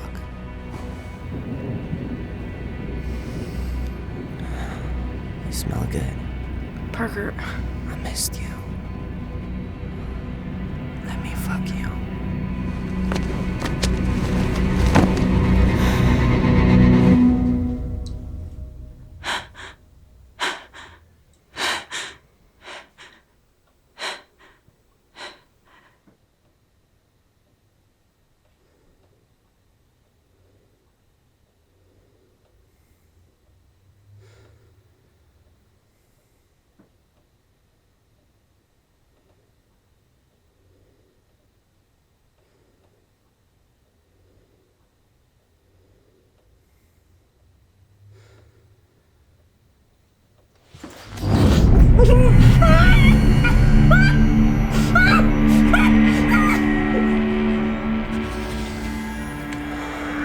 You smell good, baby. I missed you.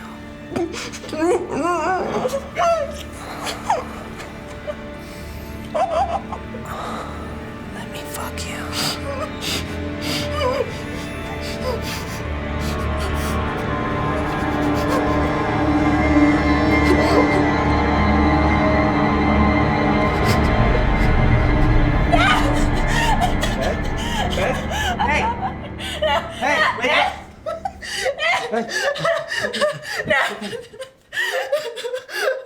It's okay. It was a dream.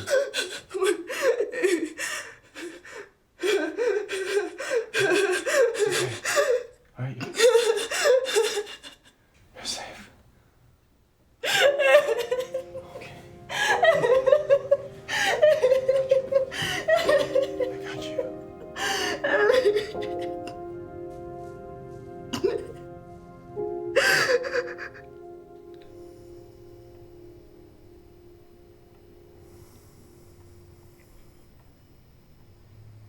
Is there anything I can do to help?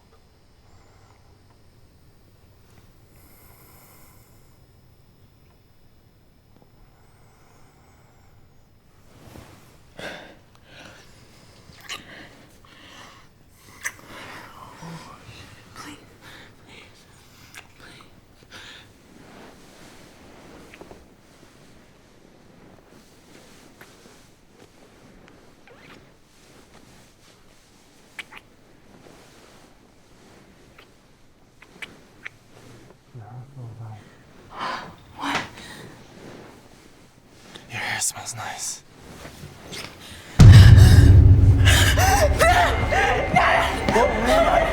Hey, stop! Hey, stop! Hey! Stop.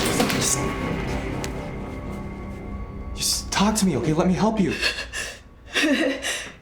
You can't help me. Nobody can help me. I thought I was fine. But it just never stops. And he's everywhere. I can't get away from him. What if I can't fuck you anymore?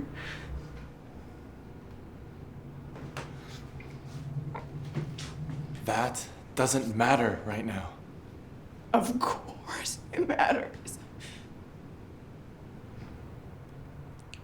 I try to sleep. I see him. I turn around. I see him. I look at you. And I see him.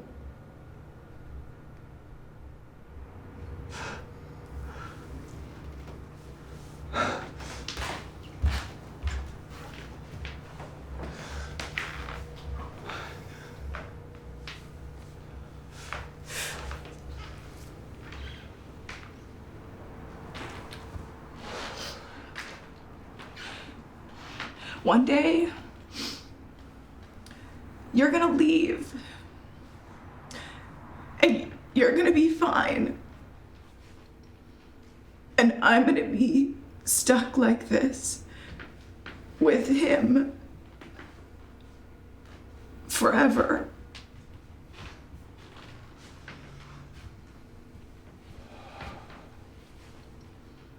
Listen to me. Meg. I'm not going anywhere, okay? Okay? Do you really think you can live with this forever? It's not gonna be forever. What if it is? It's not gonna be forever.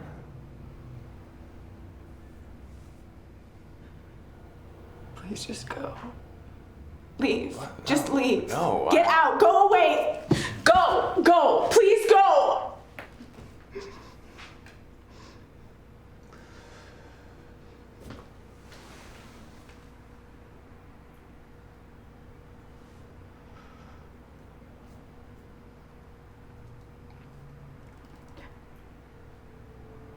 I can't do this.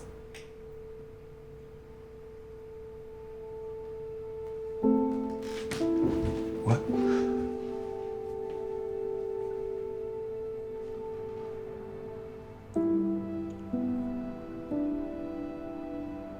What are you saying, Meg? Meg, what are you saying?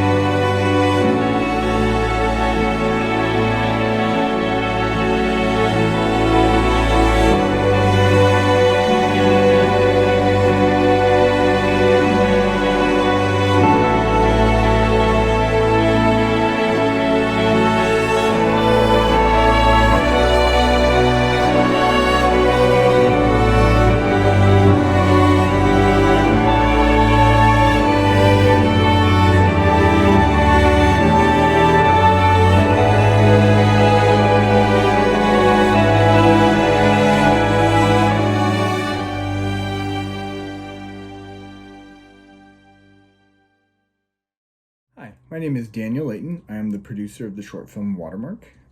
It was co-written and directed by Rebecca Medallo, also written by Sarah Swingley. Our production designer's name was Reka Vivian Zabo. Our film was shot by Robert Nachman. Our composer's name is Joe Salento, and a number of other people who helped us put this film together. Maybe the most important of those people are the people in front of the camera and more vulnerable in front of the camera. The great Katie Peabody plays the main character of Meg. Kevin David Lynn plays her boyfriend in the film, and then Constantine Cascante is also in the film as well. I was an alum from the American Film Institute, and this is a final project, Rebecca Medallo's final project at the American Film Institute Conservatory. And we met at an alumni event, and she had known that I had produced a couple other projects. And she pitched this idea to me when we met, and I loved it. I loved her passion for it. I loved her bravery for it, for wanting to tell a story that isn't often seen. Not only is it not often seen on screen, but it's also not often talked about in general society. She was very passionate about telling this very important subject to her, which involved the nonlinear part of healing for people who have been traumatized in various types of events. For a lot of the thesis films that we do at the American Film Institute, it's just talking to friends and family for the fundraising. It's using, we had the fortune of being able to do it through the school, so we got a little bit of an in-kind donation of equipment from the school. We got to use a student letter, so a lot of the places that we did rent equipment was a lot cheaper than normal. It was very discounted, and a lot of our cast and crew were all volunteers for the most part. We're all very happy for the way it's turned out. We're getting, it's not a happy subject, and it's not an easy subject to watch. It wasn't an easy subject material to make. It's not easy to watch. It's definitely not easy to talk about. But as filmmakers, we want to make movies that are affecting. And I think this is affecting to people who haven't considered this subject, and to the people who have considered it.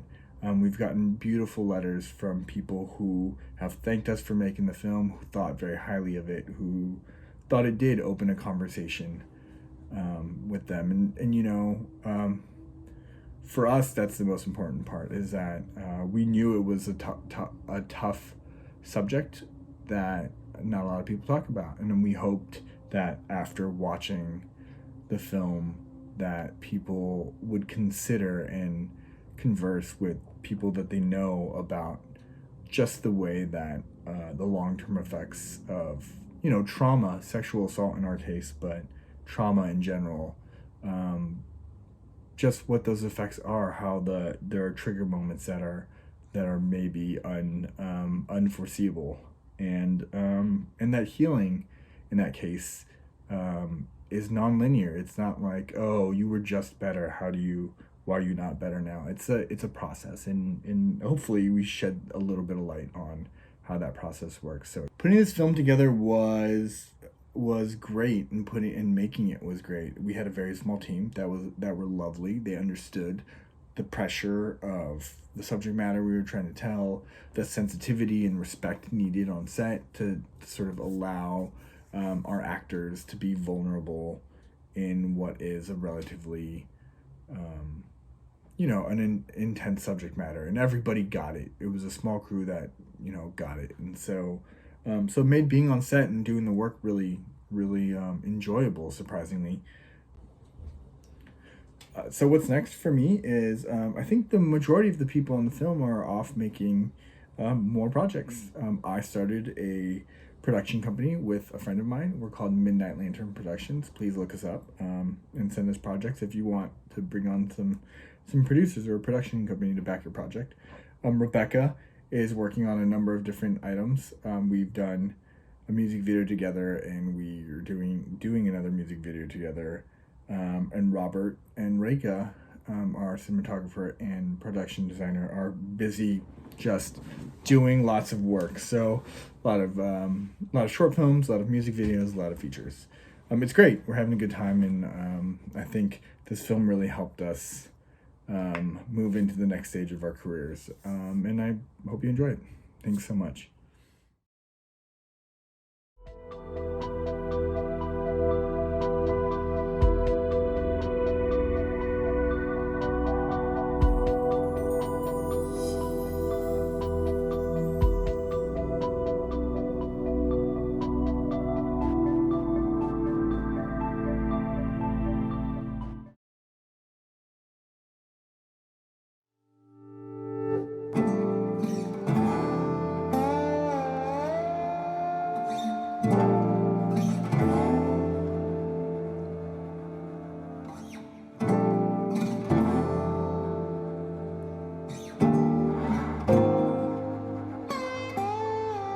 This is one of the birthplaces of actual resistance. Because back in the days, like when indigenous populations, when colonization was happening, they were getting pushed further and further back. This is the place they came because the Europeans had no idea what to do with this, right? They had no idea how to live. In the days where there were slaves, people would run away. There were whole maroon, what they call maroon colonies of mixed people that made their life out here and lived out here. And a lot of the people, the Acadians that were coming from, kicked out of Nova Scotia and pushed down here, all those people still live here.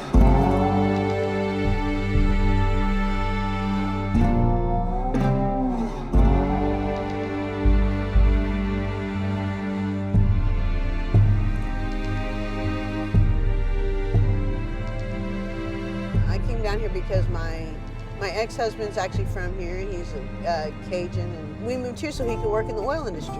Because the oil industry has all these promises that people, even just with a high school diploma, can make good money, you know? It's a false promise because you might make good money one month, but you're not gonna make nothing the next month or two, and so you really just even out. But at the time, it was more money than we were making in Oklahoma, and so that was good. But then the BP oil spill hit. So BP invited people to go out on a boat and see the oil, and so we did, but they showed us just, first of all, they didn't show us very much, and then secondly, we never talked to any real people.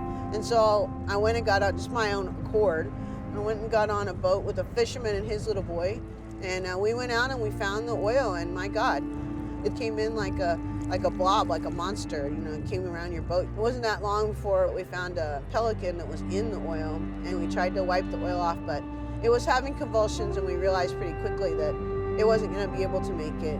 And so I'm just on this boat with like this little boy and this gigantic Cajun big fisher guy, and he just falls on his knees, and he just like fell apart, and he's crying. And so the little boy starts crying too, which means I start crying too, so we're all just sitting there in like this circle around this, like, you know, this poor dying bird, and it did die. And I remember coming home that night, I was looking in the mirror and just being like, how I contributed to this, and what can I do to change it, because it's just all so fragile. People think the earth is just she's just so tough, and she is, you know, but being out there and just not hearing any kind of life in a place that should have just been teeming with life, and then just having silence, it was choking you and choke you out.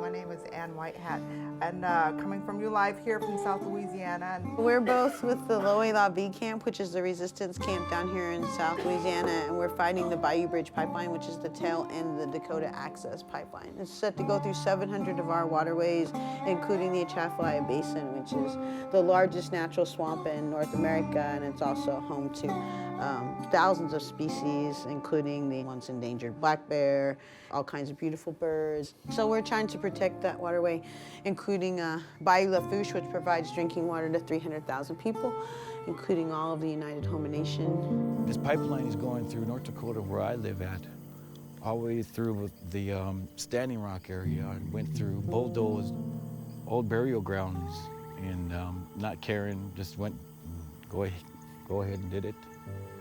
So that's another thing that what brings me here, is to actually stop the end of this black snake that went through my state.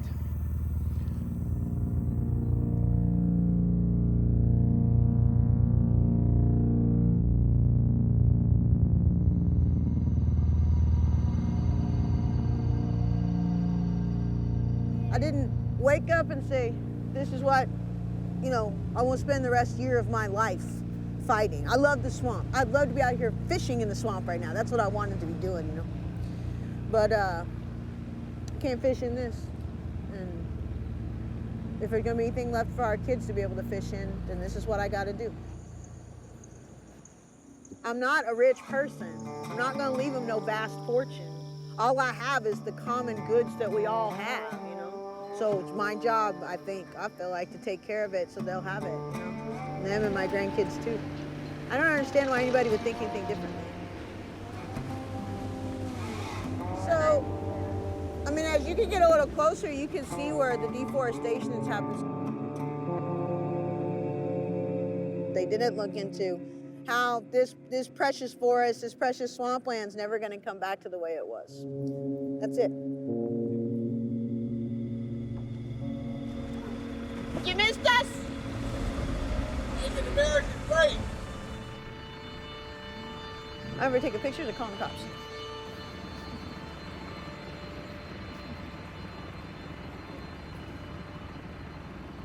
This is the easement. This is Bayou Chene that we're on right here. Those big black things, those are floaters. And what they do is they make a big ditch, right? They put the pipe on like a rotation, and they have those attached to them, and then when they get it all welded and laid out, they cut those, and the floaters come off, and they restack them, and the pipe falls down into the ground. And the pipe has cement all over this, all over it, makes it real heavy, except for the welds where it leaks.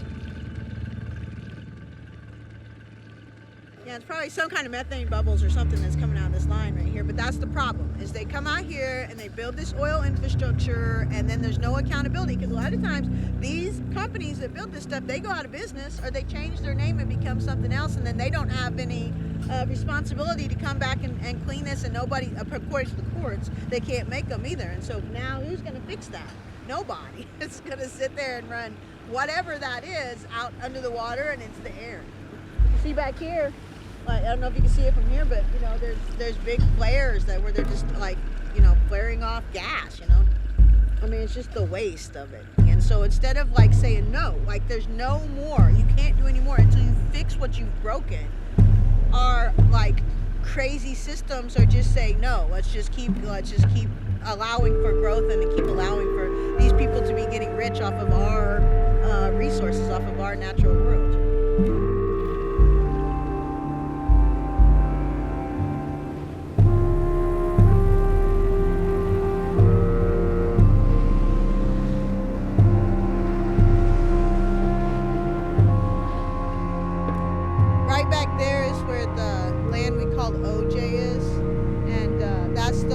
That belongs to Miss Theda Larson Wright, who had asked us to go and protect that piece of property right there, because they hadn't expropriated it. They didn't have permission to be on it. In fact, they had told them they did not want a pipeline and not to be on it, but yet they were building over there.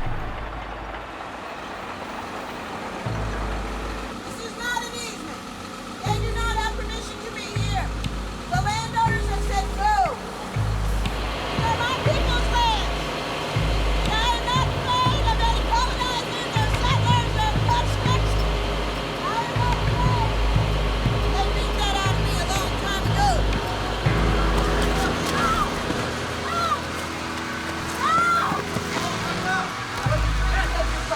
He's not resisting. Let him out!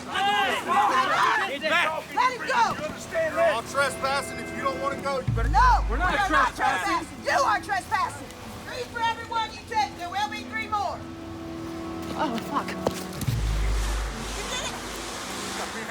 No, y'all, please don't touch her. Stop choking her. Stop choking her. Get back. Oh, hey,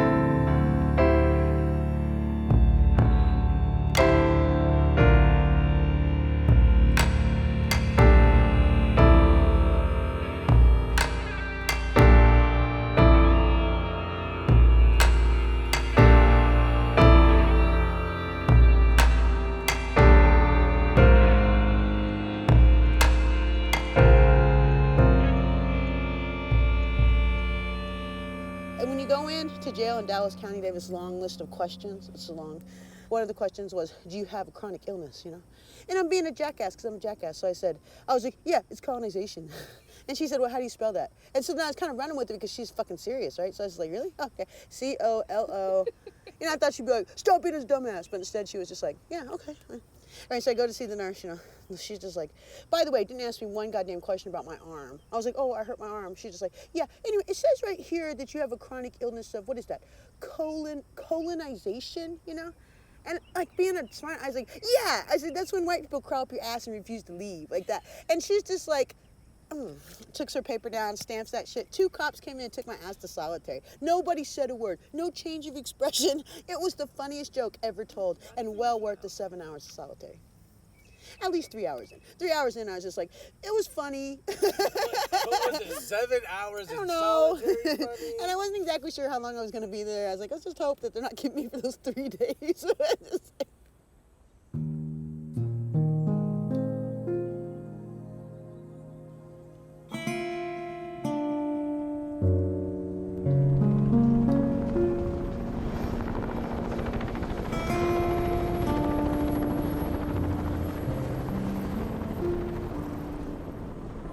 This is the first time that we've ever seen this level of like direct action done here. And I think it took some people by surprise. But you don't get to tell people what they should and shouldn't do when they're fighting for their own liberation. I always say, like, it's not right for anyone to tell the rabbit how to get itself out of the mouth of the coyote. That's up for the rabbit, know what I'm saying? Go after the coyote. Then we'll talk about whose side you're on.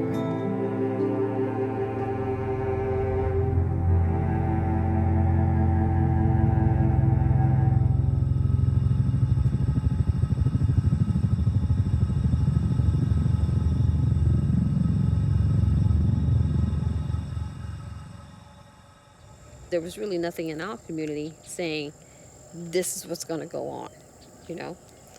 And once we met Cherie, and they started talking about the pipeline coming this way, and I'm like, wait, what pipeline? Everybody made promises, saying we're going to do this, we're going to do that, and nobody do nothing to help you until you make some noise. Why should I have to give up what my family has worked so hard to provide for me because you want to make some money? Why you want to choke the life out of one community? And it is choke the life, you know. What used to be the high school has been moved. That's going to be a methanol plant. What used to be the post office is going to be an all testing facility. We need to look at a different way to live.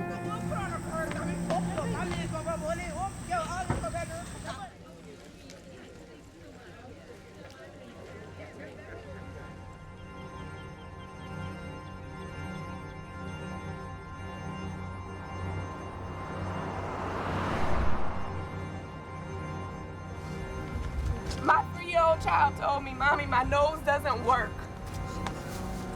No child should have to do that. No child should have to say, my nose doesn't work, Mommy. Why doesn't my nose work? Because I can't breathe. It's time out. We have people here who have retired. They've spent their whole lives here in St. James Parish. Yes. The elderly should not have to deal with unclean air, polluted water, we have to stand up. We have to rise. Yes, yes. Because we can't stand for this. If we stand for this, we'll fall for anything.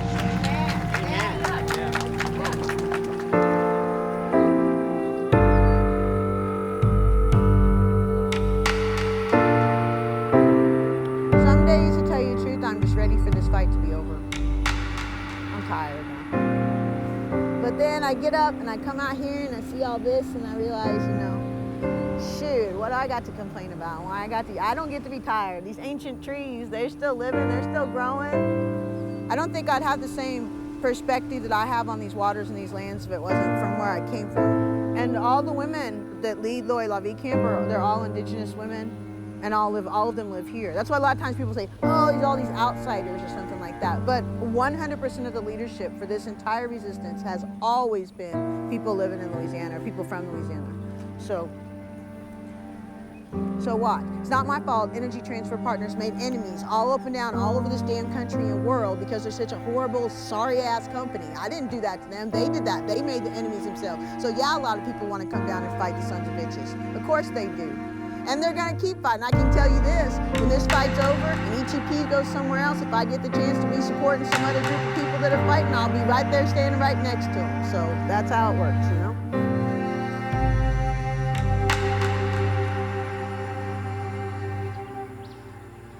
It's still hard, I mean, to live this life, and it's not what people might call normal, you know, but we have had a good number of like death threats or threats, intimidation, things that went past threats even, you know. One night I was coming home, it was 9:30 or 10. I had just done some numbers at my friend's house, and I got home and I heard someone calling from the field. It was a woman.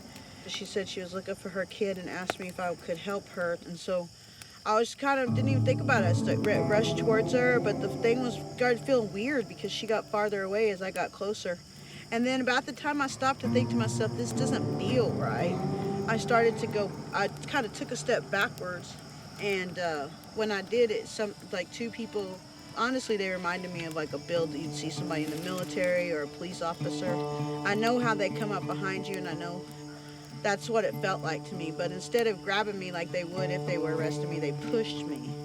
And I'm not a little woman, but at the same time, like two full-grown men push you hard from behind and you're not ready for it, you're gonna go flying. So I kind of did into the grass. By the time I hit the ground and kind of got up on my fours, like they were both on top of me, and it felt like both of them were like hitting me with like a bell, you know. And so I started like crawling kind of backwards through the grass. I was just trying to get away from the pain at that point, because there's light enough that I could see like their shoes and their pants. And then they just, you know, which was not a script, but they just ran. I was scared a little bit because I was thinking about how easily it could have been for them to do much worse than that, you know. And then I just I got up and I made sure, just kind of checked myself, got into the house as quickly as possible. I could lock the door, and my middle son, who's 14, he was kind of up and wondering, and he was just like, oh, you know what happened? Or just kind of looked at me, you know, and I was just like, well, I said, I just fell like that. And he was just like, ooh, I don't know, it's just not something you want to talk about with your kids. I'm supposed to take care of all their, I'm supposed to protect them and take care of all their pain. I don't want them to have to think about protecting me or taking care of mine, because they're just kids, and you know, they didn't ask for this. So it's a shame that I do have to like do this, but I do feel like I have to, you know what I mean, in order to save something for them. And if people had done this a few generations back, it wouldn't be so bad, and I don't want them to have to wait a few generations from now and maybe worse happens to them. Maybe they think that they can just come in and shoot somebody, kill somebody or something like that, you know. And everybody deserves to have clean water. It's a righteous cause, and everybody should fight for it, you know.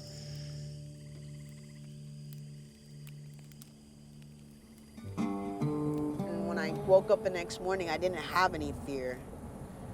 They thought they were like beating fear into me. And I know that's what they were trying to do. They were trying to make me afraid, you know, but they accidentally beat the fear out of me.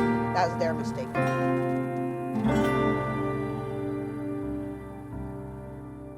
Folks across the country really need to be keeping an eye and an ear towards the South and how things are happening here, because they're pushing really aggressively against us right now. There's like 17 of us who are facing felony charges under the new anti-protest law. They're using this law to frame pipeline construction as critical infrastructure, and that supersedes water. And in a short amount of time, we've been really strategic with the work that we're doing, and been able to put a significant time frame of work stoppages, and to the point where the pipeline has had to delay their construction deadline for another quarter. And that's because we were doing nonviolent direct action. We're out there and we're stopping the construction, you know, and these folks are fighting tooth and nail to do whatever they can to stop us, because they know that we have been effective. That man with the hat that says police is not a police officer.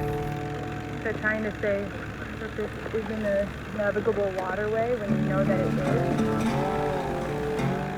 Do not touch me! Do not touch her! Let go!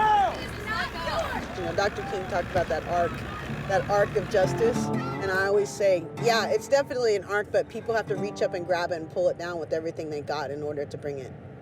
Everybody has to make their mind up, and I got good people that have made their mind up that they want to be on the right side of history.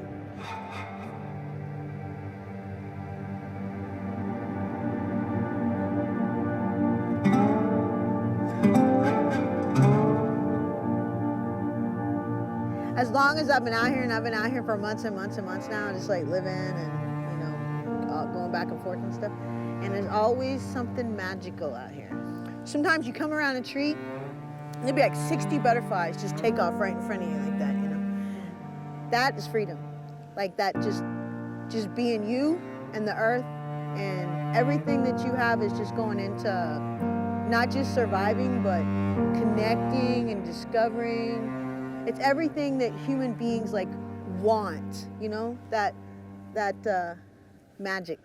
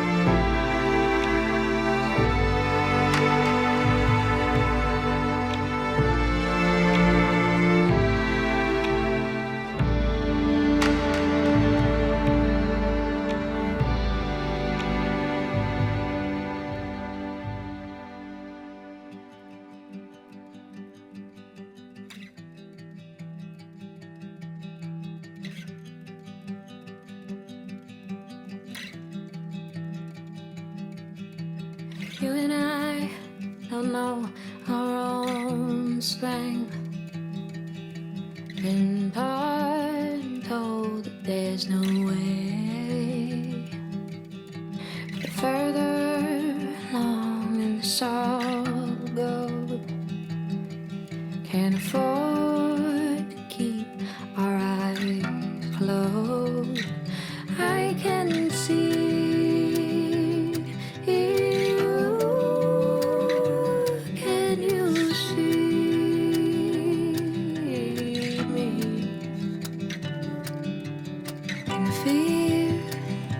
Just fades away.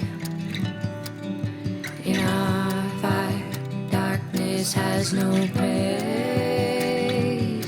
In our fight, darkness has no place.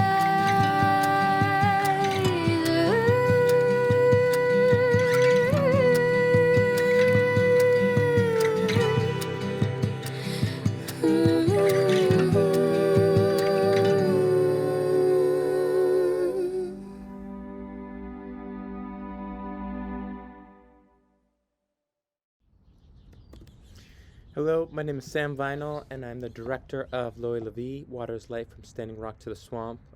Very happy to be here in the festival. I also want to give a shout out to producer Melissa Cox and all the fierce water protectors, Anne, Cherie, Savannah, all the people who fought so hard for the water. To tell you a little bit about how this project came about, I live in Los Angeles, but I know that there's so much importance of what's going on with the South for social movements, for climate change, basically for the state of this country and beyond. And so I kept seeing the footage coming out of the swamp of people fighting so hard to stop this pipeline. And there wasn't much coverage. They were doing like a really badass grassroots campaign. And with my production company, Mutual Aid Media, I try to find stories where we can make videos or short documentaries as tools for organizers to really stretch beyond the choir. And so that's kind of part of how it came about. From there, it was crewing up with a bunch of like passionate people and comrades and colleagues to really do this passion project. And so we were able to bring in like high production value on a shoestring budget. And like, yeah, I can remember being on the bayou, on Indian Bayou. So Loy La Vie Camp had actually bought a piece of land to block the pipeline from coming in there. And that ended up delaying them, pushing them away. But basically, like, we were, sleeping in tents while we were filming and things. And so me and the director of photography, Sky Richards, were sharing a tent. And there was just this, like, wild Louisiana thunderstorm one night. And, like, there was just, like, lightning coming down. It was just, like, pouring. And, like, I'm literally, like, holding the tent from going away. And Sky, the DP, he's, like, a really deep sleeper. And so he's just, like, he's sleeping away. Finally, I like kick him and I wake him up like, Sky! He's like, what's going on? I was like, grab hold of the tent before it flies away. And so that's kind of one instance of what filming was like. Besides that, it was just such a joy to collaborate with Cherie, who you're going to see in the movie, as well as Anne Whitehat. And I'm so grateful for the time that they gave to this project and all like that they're giving to protect Mother Earth at this point.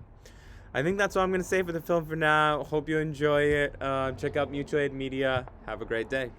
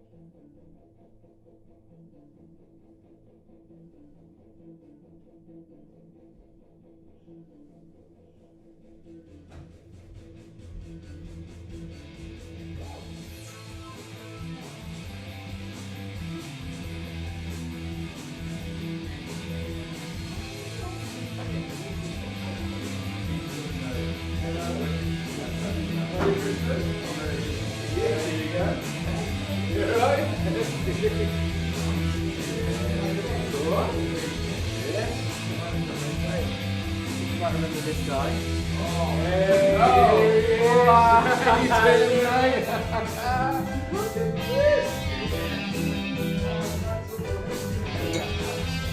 Norway's massive. In 7 days, we'll just see the bottom part. Awesome.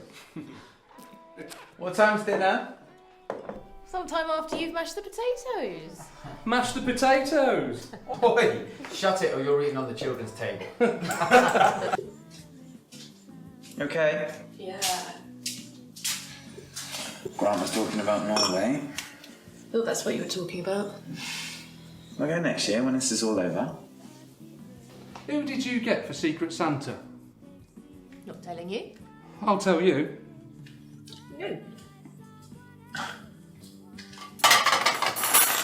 Don't worry about the rest, I'll do it. I just want to get it done. You're tired, go to bed. Okay.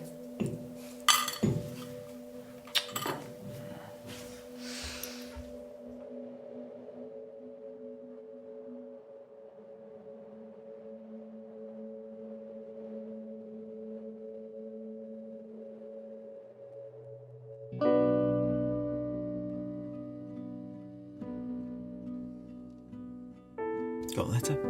Yeah, it's in my bag. Right, let's go.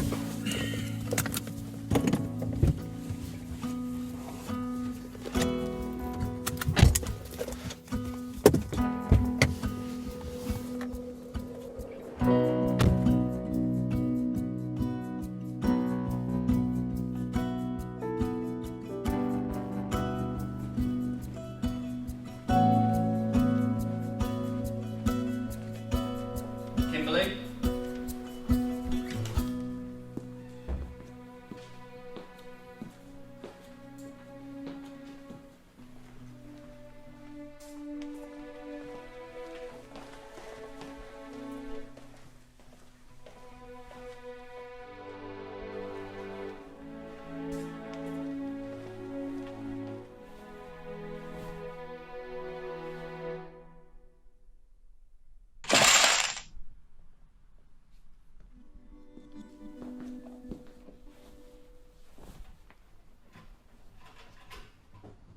You're here for the cold cap, aren't you?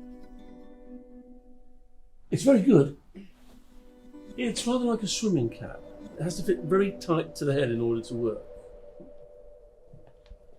Could you take your ponytail out, please?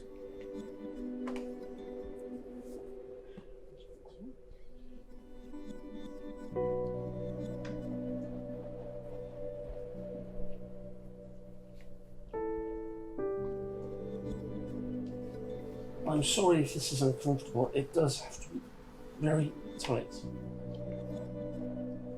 It said on the internet it works 70% of the time. Yes, it's very good. It works by freezing your hair. Right. Oh, once you've had your chemo, you have to leave that on for about 90 minutes. Otherwise, you're going to snap your hair when you take it off. Okay?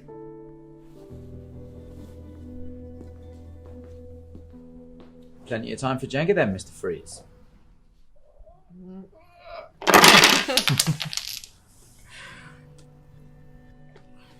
Best out of 3. Best out of 5.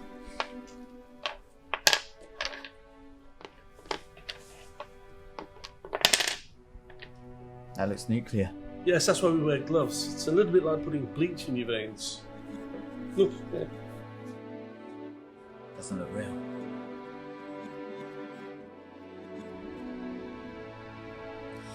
Feel it.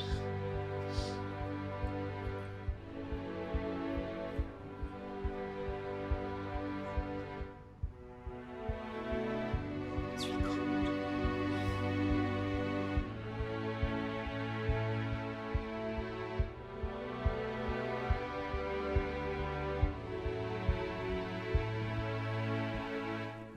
It's one down. 106. It's just a process. We'll get through it and move on. Yep. Yeah, that's it, isn't it? We just, get through it and move on. When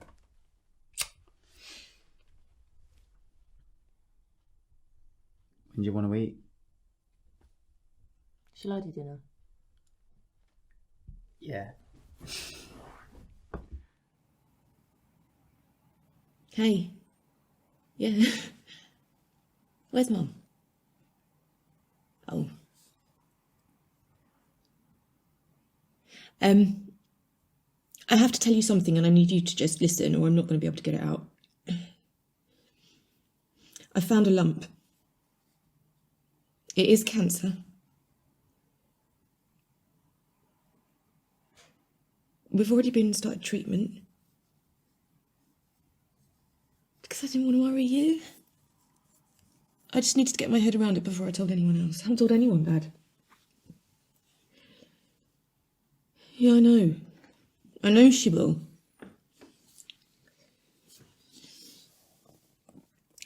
Six sessions of chemo every 3 weeks. No.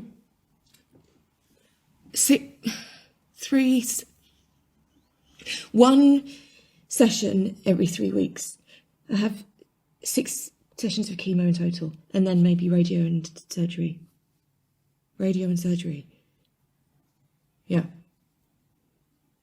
I'm fine. Seriously, I am fine, actually. Yeah, he's okay.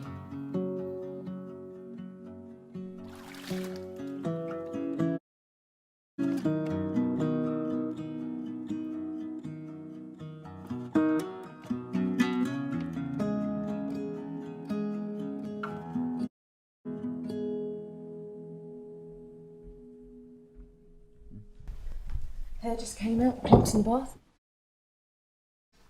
Let's have a look. I can't really see a difference. I can. Look at here. I said it would thin out a bit.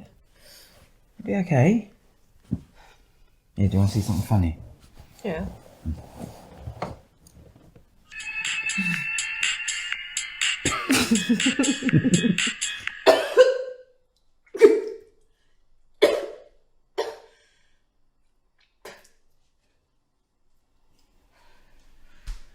Can I help? I'm going to sleep in the other room. I don't want to keep you up. I feel bad.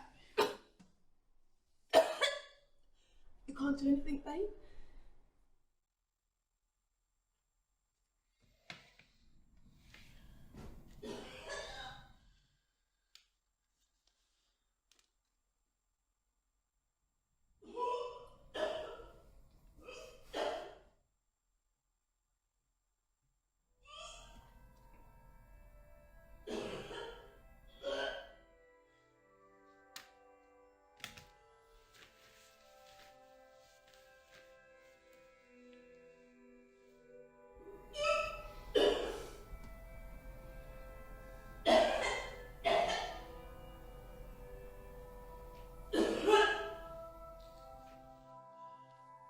Babe?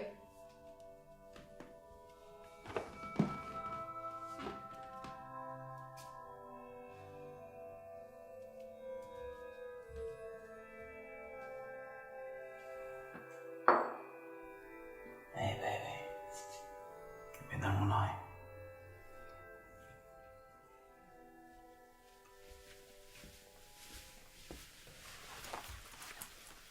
You gonna tell him tonight? Yeah, gonna have to. Shall I do it? Yeah. Oh, I just don't want people feeling sorry for me. I know. You can understand it. Yeah. No, I'll be the same. How are the pills working? Yeah, I feel a bit less sicky. Good. Can't believe how much my taste buds have gone. I'll make sure you order something I like then. Really tired. Come on, lazy. No. We're gonna be late. I'm not finished till I've gone 8 every night. I don't know how you do it. Yeah, it's not great. So, we start looking at flights yet? We can't come to Norway this year. Oh no. Sorry. Kim's found a lump. Shit. Yeah. Are you okay? It's fine. She's having chemotherapy at the moment, so it's going to take a few months, obviously, but next.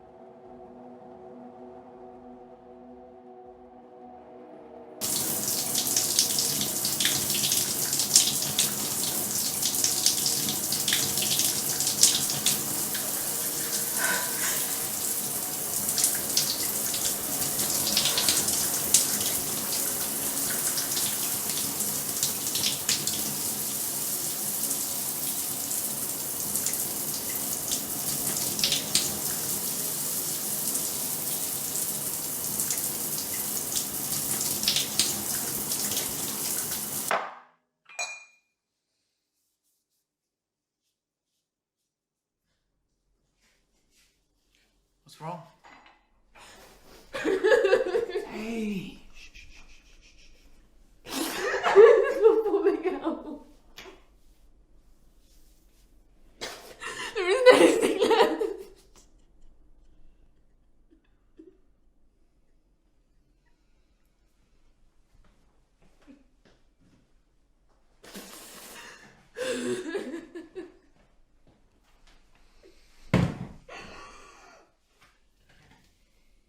You want to do it?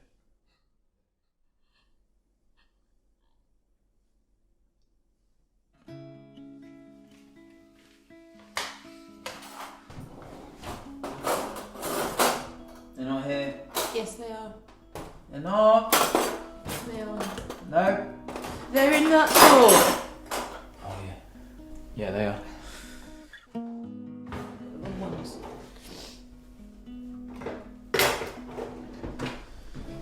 You gonna let me do this when it grows back?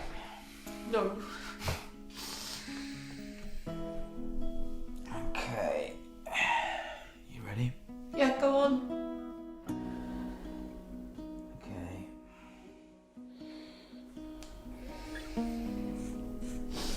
I really thought after a week and it being so thick it was going to be okay. I know. I think you found this harder than when you found out.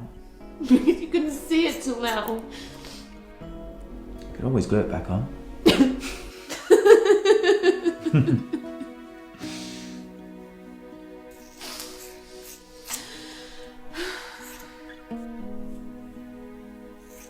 Don't post any photos. Yeah, I was gonna ask. Just can't be dealing with anyone being weird and anxious and not anxious, just weird. I don't even know what I'm talking about anymore. Just wait. And no cancery bandanas. Yeah, I know what you mean.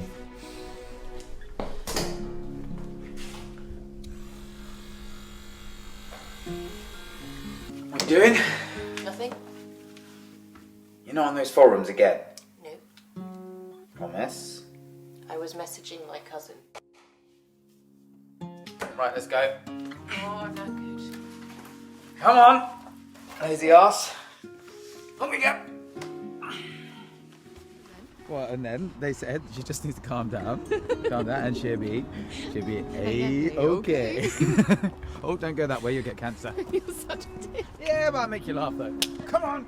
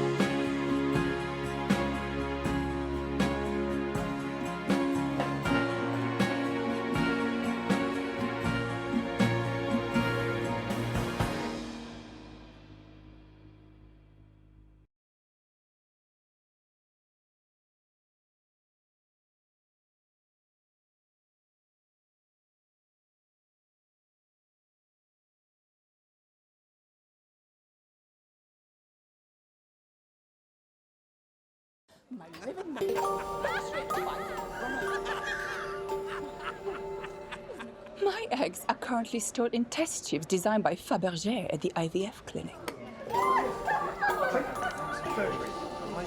Fatal punish, they'll catch us all in here. Excuse me. Do you have any litmus paper at the bar? I need to check the pH levels of this mineral water before drinking it. In Magna Inn, perfect language. I'm prepared to serve a sentence. I'm the UK's leading collector of vegan, organic, and free-range art. What have you done differently with your aura today, darling? I love the new color scheme. It so matches your hair. I was forgiven. It was divine.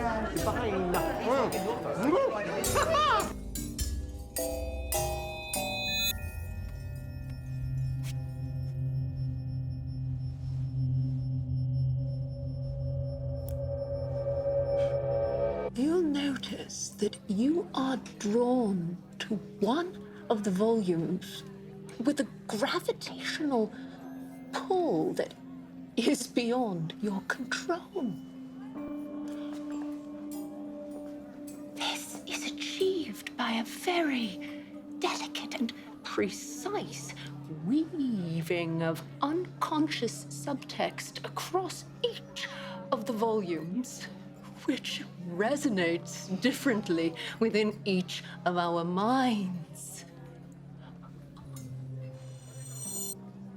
This is the height of high conceptual art. Seeing... Excuse me. Seeing... Which of the volumes do you think is the best?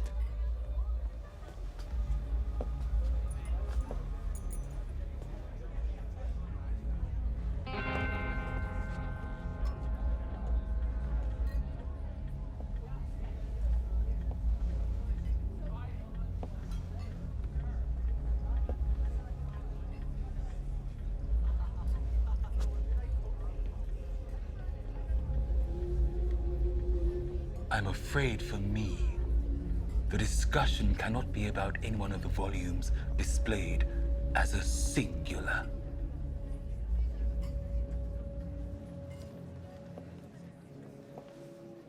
Or they demand to be discussed as parts of a whole. Hacked apart and hung next to each other for our admiration.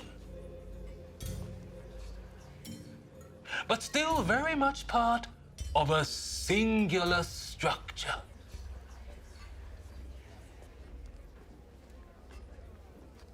Simply masterful.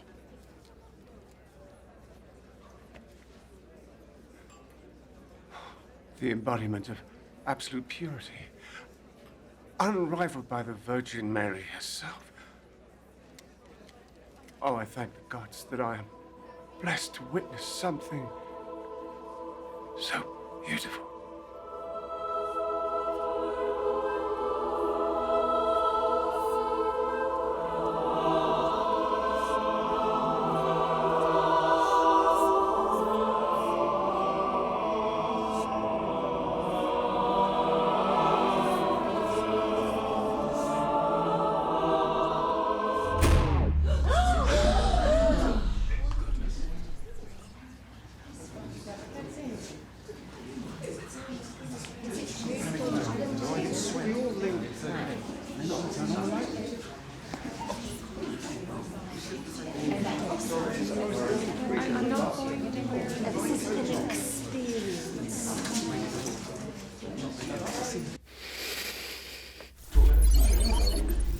Ladies and gentlemen, it is a pleasure to have you here this evening. Welcome to the launch of my most daring collection of art to date. Can I ask my art technicians to make their final checks before the sale commences?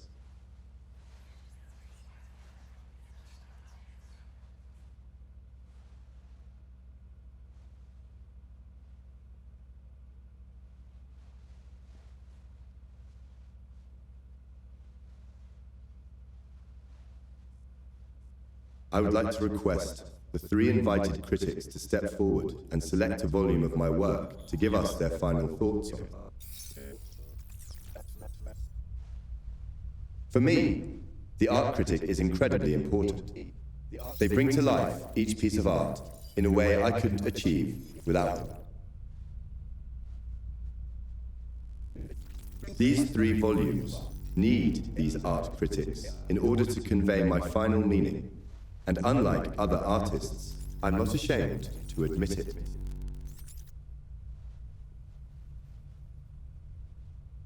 I would ask them now to center themselves in front of their chosen volume and prepare a final statement to make before the sale commences.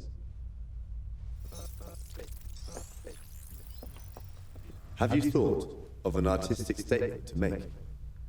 Yes. Good.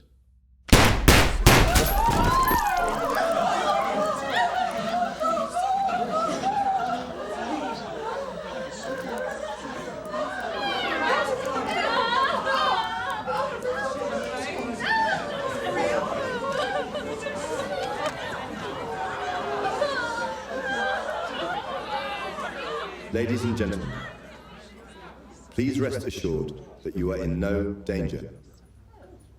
More so, as art collectors, you are in a very unique position.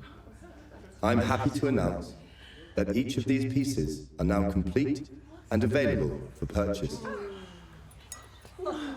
With each purchase, I will be providing helicopter transport from the roof of this building to the destination of your choice. Thank you, and good night.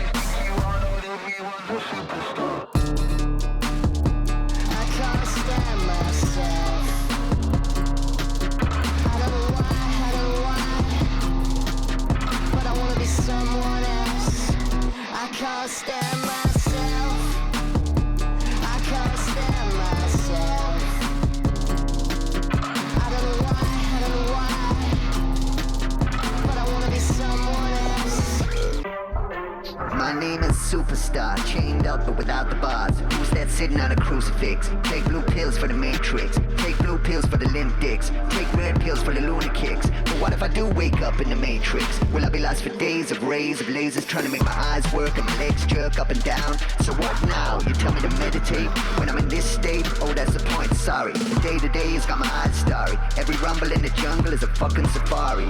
Sleep with the fishes or the calamari. But don't worry, pass me the hanky-spanky in the Jaguar. It's a left side ride for the superstar.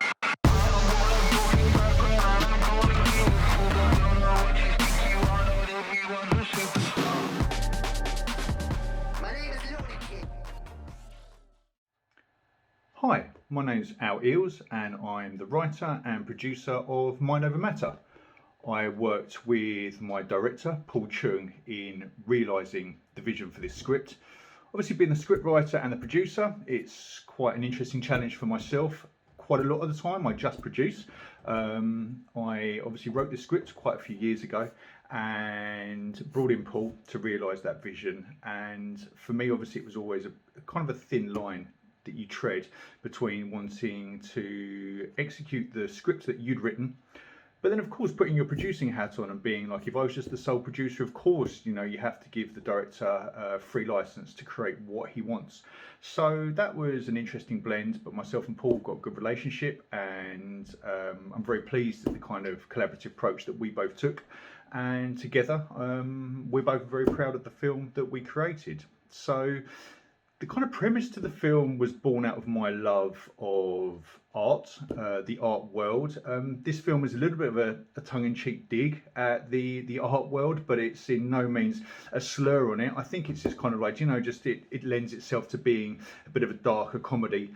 And yeah, it was born out of my visit to go and see a Damien Hirst exhibition at the Tate Modern. And while I was there at that exhibition, I got into a conversation with an art technician, someone that works closely with Damien. And yeah, from there I came home, my mind was racing. It was a very inspiring exhibition to go to, and I really wanted to kind of pay my homage to the art scene. So throughout this film, when you watch it, you'll see a lot of nods, a lot of references to art in general, across many of the disciplines, from both classic and obviously kind of like the new and more contemporary pieces. It's quite a long journey. As I said, the script was written a couple of years ago, and I think it's like all creative projects. You know, you really have to kind of show tenacity just to keep it alive, to keep it going. You write it, obviously you kind of put it down, you start then building your team around, brought on Paul, started building the production team around that and the people we wanted to work with. And then of course it is about, you know, financing of films. Financing of short films is always a challenge. Myself and Paul kind of brought on some of the financing, but it was about closing that as well. So we got introduced by a mutual colleague to the musical artist called Ego Monk, who saw my script, really liked it, and just basically, yeah, wanted to support filmmakers and help us get the film made. So kindly came aboard as the exec producer and brought the rest of the funding to us. So yeah, we all kind of worked then to get it shot. It was an intense shoot, like all these short films are. We only gave ourselves 2 days to shoot the film in order to keep the costs down. But we did a lot of extensive preparation before we went into the shoot. Paul rehearsed with the actors. We had a number of supporting talent there. So the crew and the talent pool was quite large. And yeah, Paul workshop with them, really kind of got them to understand what he wanted. Every one of them played an integral part to it. And then we executed over 2 days in a Covent Garden location.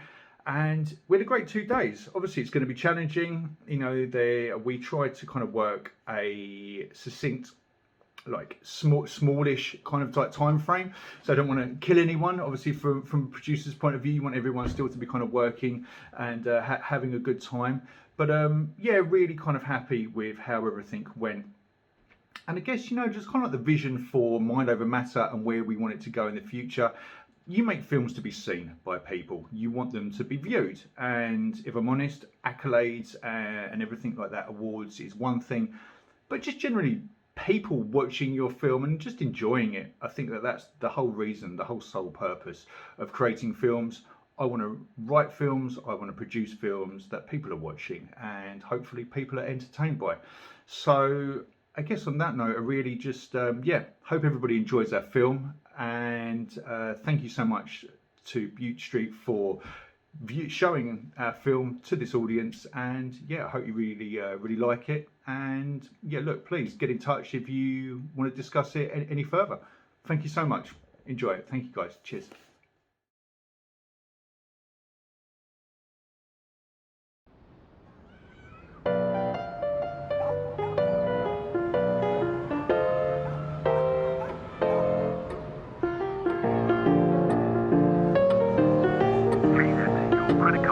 This is progress.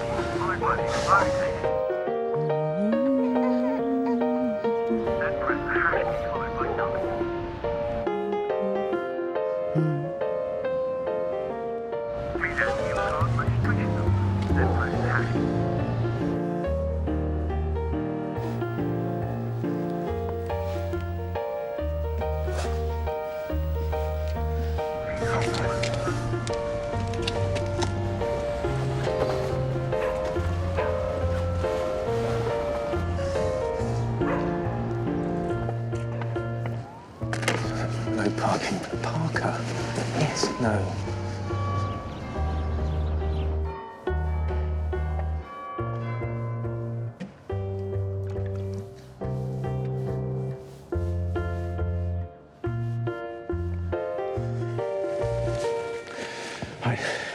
I think we're okay. Where have you been? They don't do pay and display anymore. It's free. I paid on my phone, I think. God, I hate driving. We have to drive now. I know we have to drive. I'm just saying parking is an issue. They said the priest will be here in 15 minutes. We're early. I know we're early. We planned to be early. We said we'd be early, so yeah, okay. Okay, I know.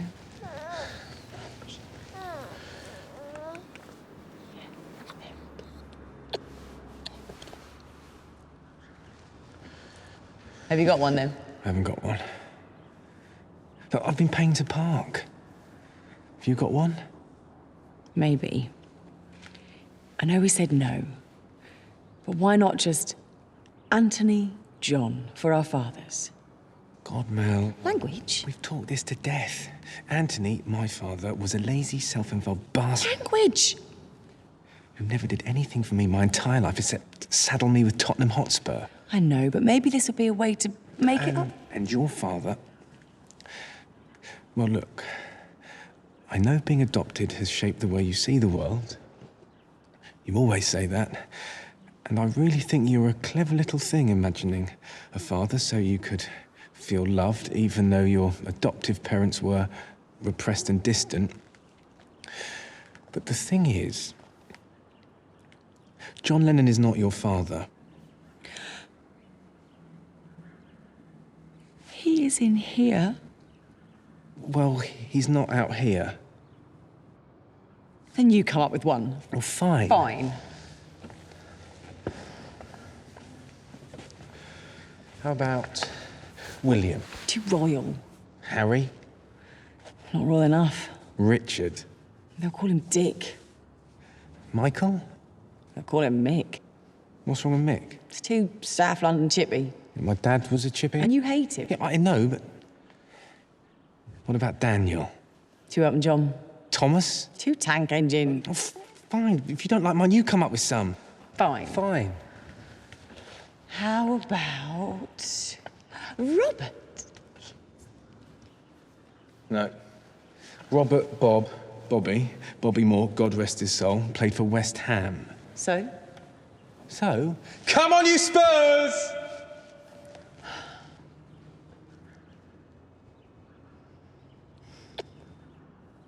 Ben's nice. No, Ben is not nice. What if he's chubby? You've seen my first communion pictures. I was huge. You're not now. No, but he could still have my fat gene. They could call him Big Ben. I was Fatty Matty. Okay, I wouldn't wish that on any son of mine. At this point, all they'll call him is, hey, you. Okay. What about Gary or Jurgen? What about Curly or Mo? I know.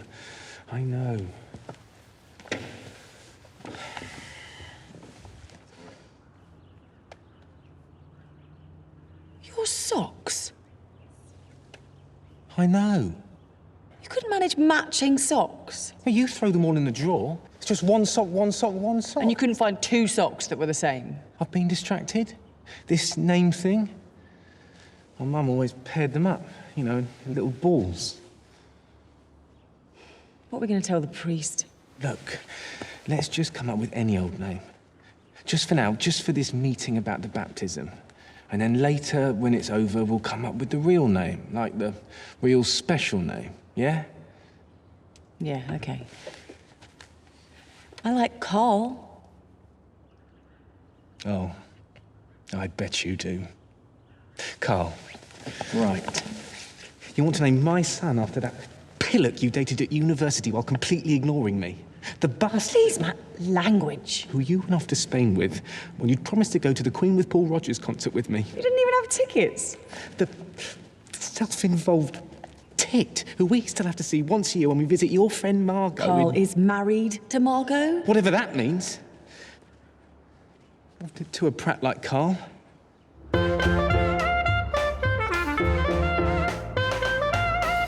See, I see him. I see you.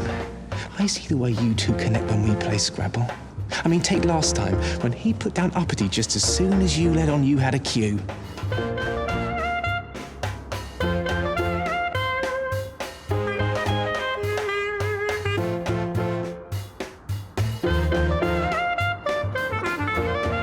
Jeez, Mel, get a room. Right. Carl is a no. You're damn right Carl's a no. Why can't we do this? Why is this so complicated? Do you think there's something fundamentally wrong with this? I mean, as parents. Yes. You do?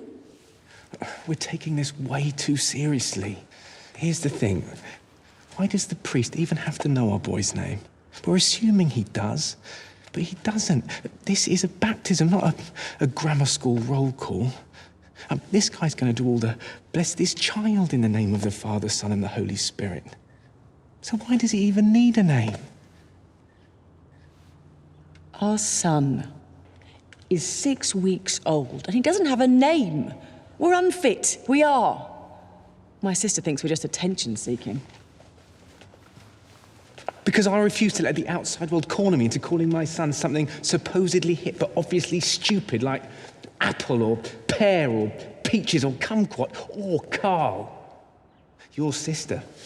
Now there's attention-seeking. She named her first son Trafalgar. I think Traff is cute. And I think it's square. What about, oh, I don't know, Robin? No, it's too alien. Or Christopher?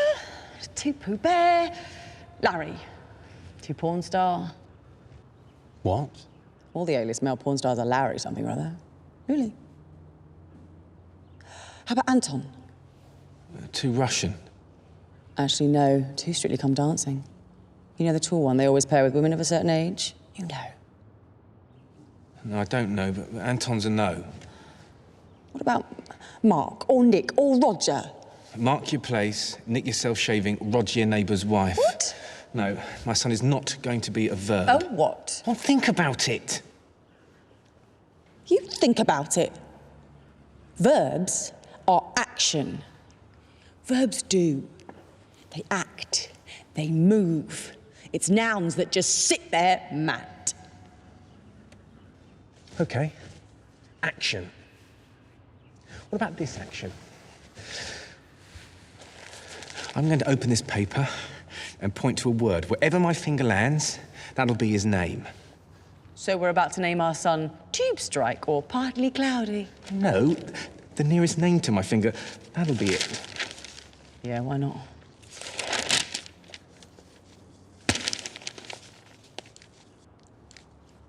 It's Boris. Nice. That didn't work. This would have been so much easier if he'd been a girl. Yeah. We'd have named her Jane. Jane for Jane Austen. No. Jane for my mother. Right. You mean if he were a girl and we named her Jane, you'd be calling her Jane for Jane Austen?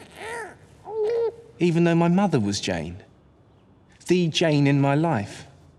The real, living, breathing Jane, unlike a dead romance novelist. No. No, if he were a she, he'd be named for my mother. Yes, of course he would. Do you know what my mum did at my baptism? Matt, he's not a girl, so does it matter? It's tradition that all the babies on my mum's side vomit on the christening gown at their baptism. It's happened for decades, apparently. My mum's people think it's a sign that the new child will thrive. No, in life. Yeah, but I didn't vomit. Good for you. Mum must have thought the pressure was too much for me, because at the christening lunch she took me out of the gown and dressed me up in a sailor suit. It was a gift from my nan. She and my Aunt Kathleen got pissed on sherry and dry white wine spritzers, waiting for my dad to pitch up. Did he? No. He wasn't going to come to a Catholic baptism, was he? But my mum hoped he would.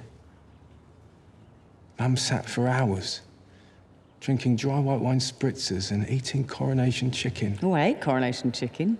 Yeah. Mum got sick. Inside the nappy bag. On top of the family christening gown. Your mother vomited on your christening gown. It was inside the nappy bag.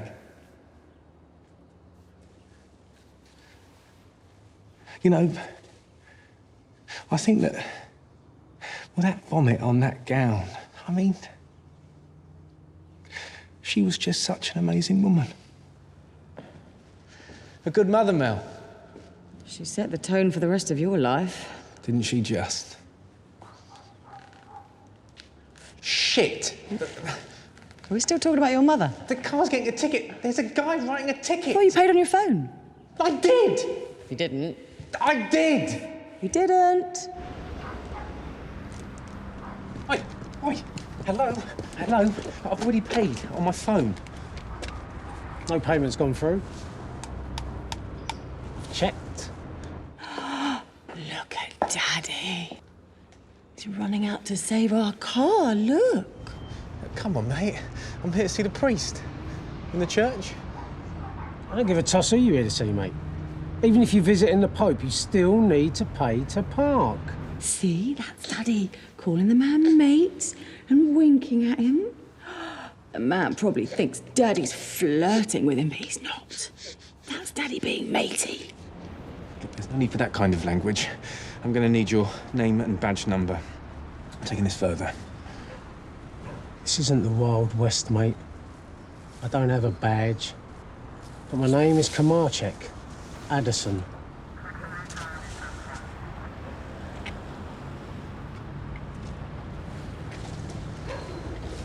Uh-oh. He gave Daddy a ticket. Oh, yes, he did. Oh, yes, he did. He gave Daddy a ticket, didn't he? You see, look. Oh, Daddy's a silly Billy, isn't he? Yeah. I've got a ticket. I know. I told him I really thought I paid on my phone, but he said I hadn't. And I said, come on, mate, I'm here to see the priest. Because? Yeah, because. And he said he didn't give a fig because even if I were here to see the Pope, I still had to pay to park. So? So I told him I thought he was being arsey and that I'd need his name and badge number. And he said?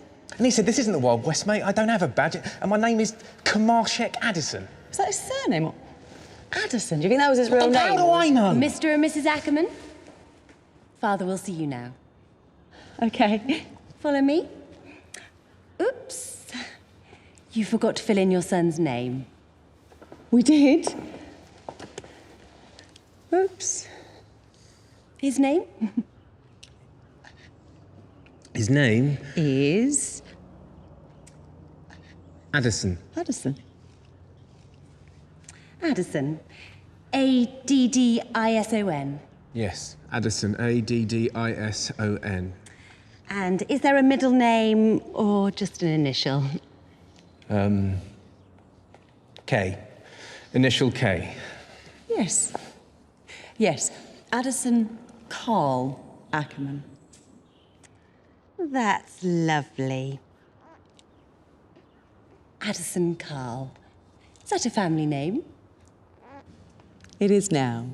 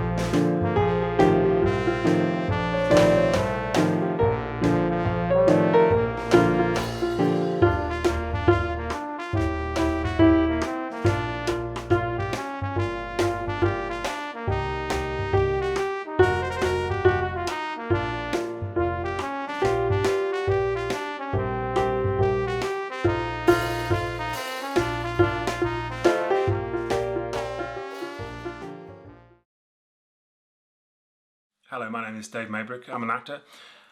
I'm also the director of AKA, also known as, and I'm going to answer a few questions for Bute Street Festival. My involvement with the film started when the script was given to me by Laura Glover, who plays Mel in our film. She's a good friend of mine who I've known for a long time, and I trust her judgment, and she showed me this script, and I liked it. There was nothing wrong with it, but it didn't jump off the page and impress me. So that's my involvement. The script was written by Anne-Marie Bowler. Laura and Anne-Marie have worked together before. They've collaborated on some stage plays which I'd seen and enjoyed. Tony Staples is our producer. Her day job is she's a first assistant director and she works in some fairly prestigious projects. She's currently in pre-production for the new Lucasfilm Disney spin-off for Rogue One, the TV series. I don't know if I think I'm allowed to tell you that much, but that's all. Later on this year she goes on to Game of Thrones, the new Game of Thrones spin-off. Point being, she works on some very high quality television, which allows us to network with some industry professionals, basically. And the industry professionals are the people that we ask to come and help and collaborate with us when we make our films, because we don't really have a budget. Because the reason we don't go out and try and raise funds for our films and we self-finance is because it just, for me personally, it's too much of a distraction to either go and try and find a wealthy benefactor to just give you cash, or to start a crowdfunding campaign. It's too much of a distraction for me. It takes me away from the process of actually trying to get the film in the can, so I would rather focus on that and, I suppose, use the Werner Herzog philosophy of be your own financier, get a job, save your pennies, and make films that way. Everything can be borrowed, everything can be done on a favour. Equipment, like I say, can be found here and there, borrowed from people. There is a lot of goodwill as well out there, and people will help you. There are two things apparently you have to pay for: locations and food. You have to pay for those things, unfortunately. We've expanded that to include beer and travel expenses. And that's how we do it. Those are the things we have to pay for. And on this film we had a church that we needed to use, so we had to pay God. Filming in the church was great. It was a fantastic location. It's a place called St Barnabas in Jericho in Oxford. The downsides, if there were any, really, St Barnabas is located about 50 metres from a railway line and about a quarter of a mile from a station. It's underneath the flight path to the local airport, and the bell tower rings 4 times an hour, so there's lots of noise. The sound recordist on this hated us for that, and the sound mix on this is brilliant because of those factors. All of that is not apparent in the film. We shot in January, and at 3:30 it was pitch black outside. We only had access to Jacob, our real baby, for 2 hours on the first day, so we had to shoot everything with Jacob within those 2 hours. We then spent 3 days in the church trying to match what we already had in terms of our camera blocking. Any script supervisor and the relationship they have with the director is fundamental. It's so fundamental. It's on the day, she's going to be the person that leads you out of a labyrinth if you're not careful, or if you come unstuck in the way that we did. And months later, when you're in the edit, it's her notes that allowed me to see where I was going. They were a route map in the edit. Everything I do from now on, the script supervisor is going to be, my right hand, really, on the day. Main feeling now that the film is finished and out there is relief, as you can imagine. When people watch your film and it's a comedy and they laugh, that's gold. That's absolutely gold. What do I hope for? What do I hope for? Glory, extreme wealth, enormous fame, all those things. They're not going to happen this week, I don't think. What's next for us? What's next? We already have a film that we managed to shoot. We're in the last 12 months. Despite the pandemic, we managed to get a film shot and in the can. And we can't go any further because we're locked down. So that's unfortunate. Everyone's in the same boat. I'm very grateful for the chance to answer these questions. I'm very grateful to Bute Street Festival for screening AKA. As I say, anything that's going to allow this film to be seen by more people is tremendous. It's fantastic, and it cannot possibly have been an easy task to not only just to put on a festival, but to put on a festival and make it work during a pandemic. It must have been incredibly difficult. So I'm very grateful for that.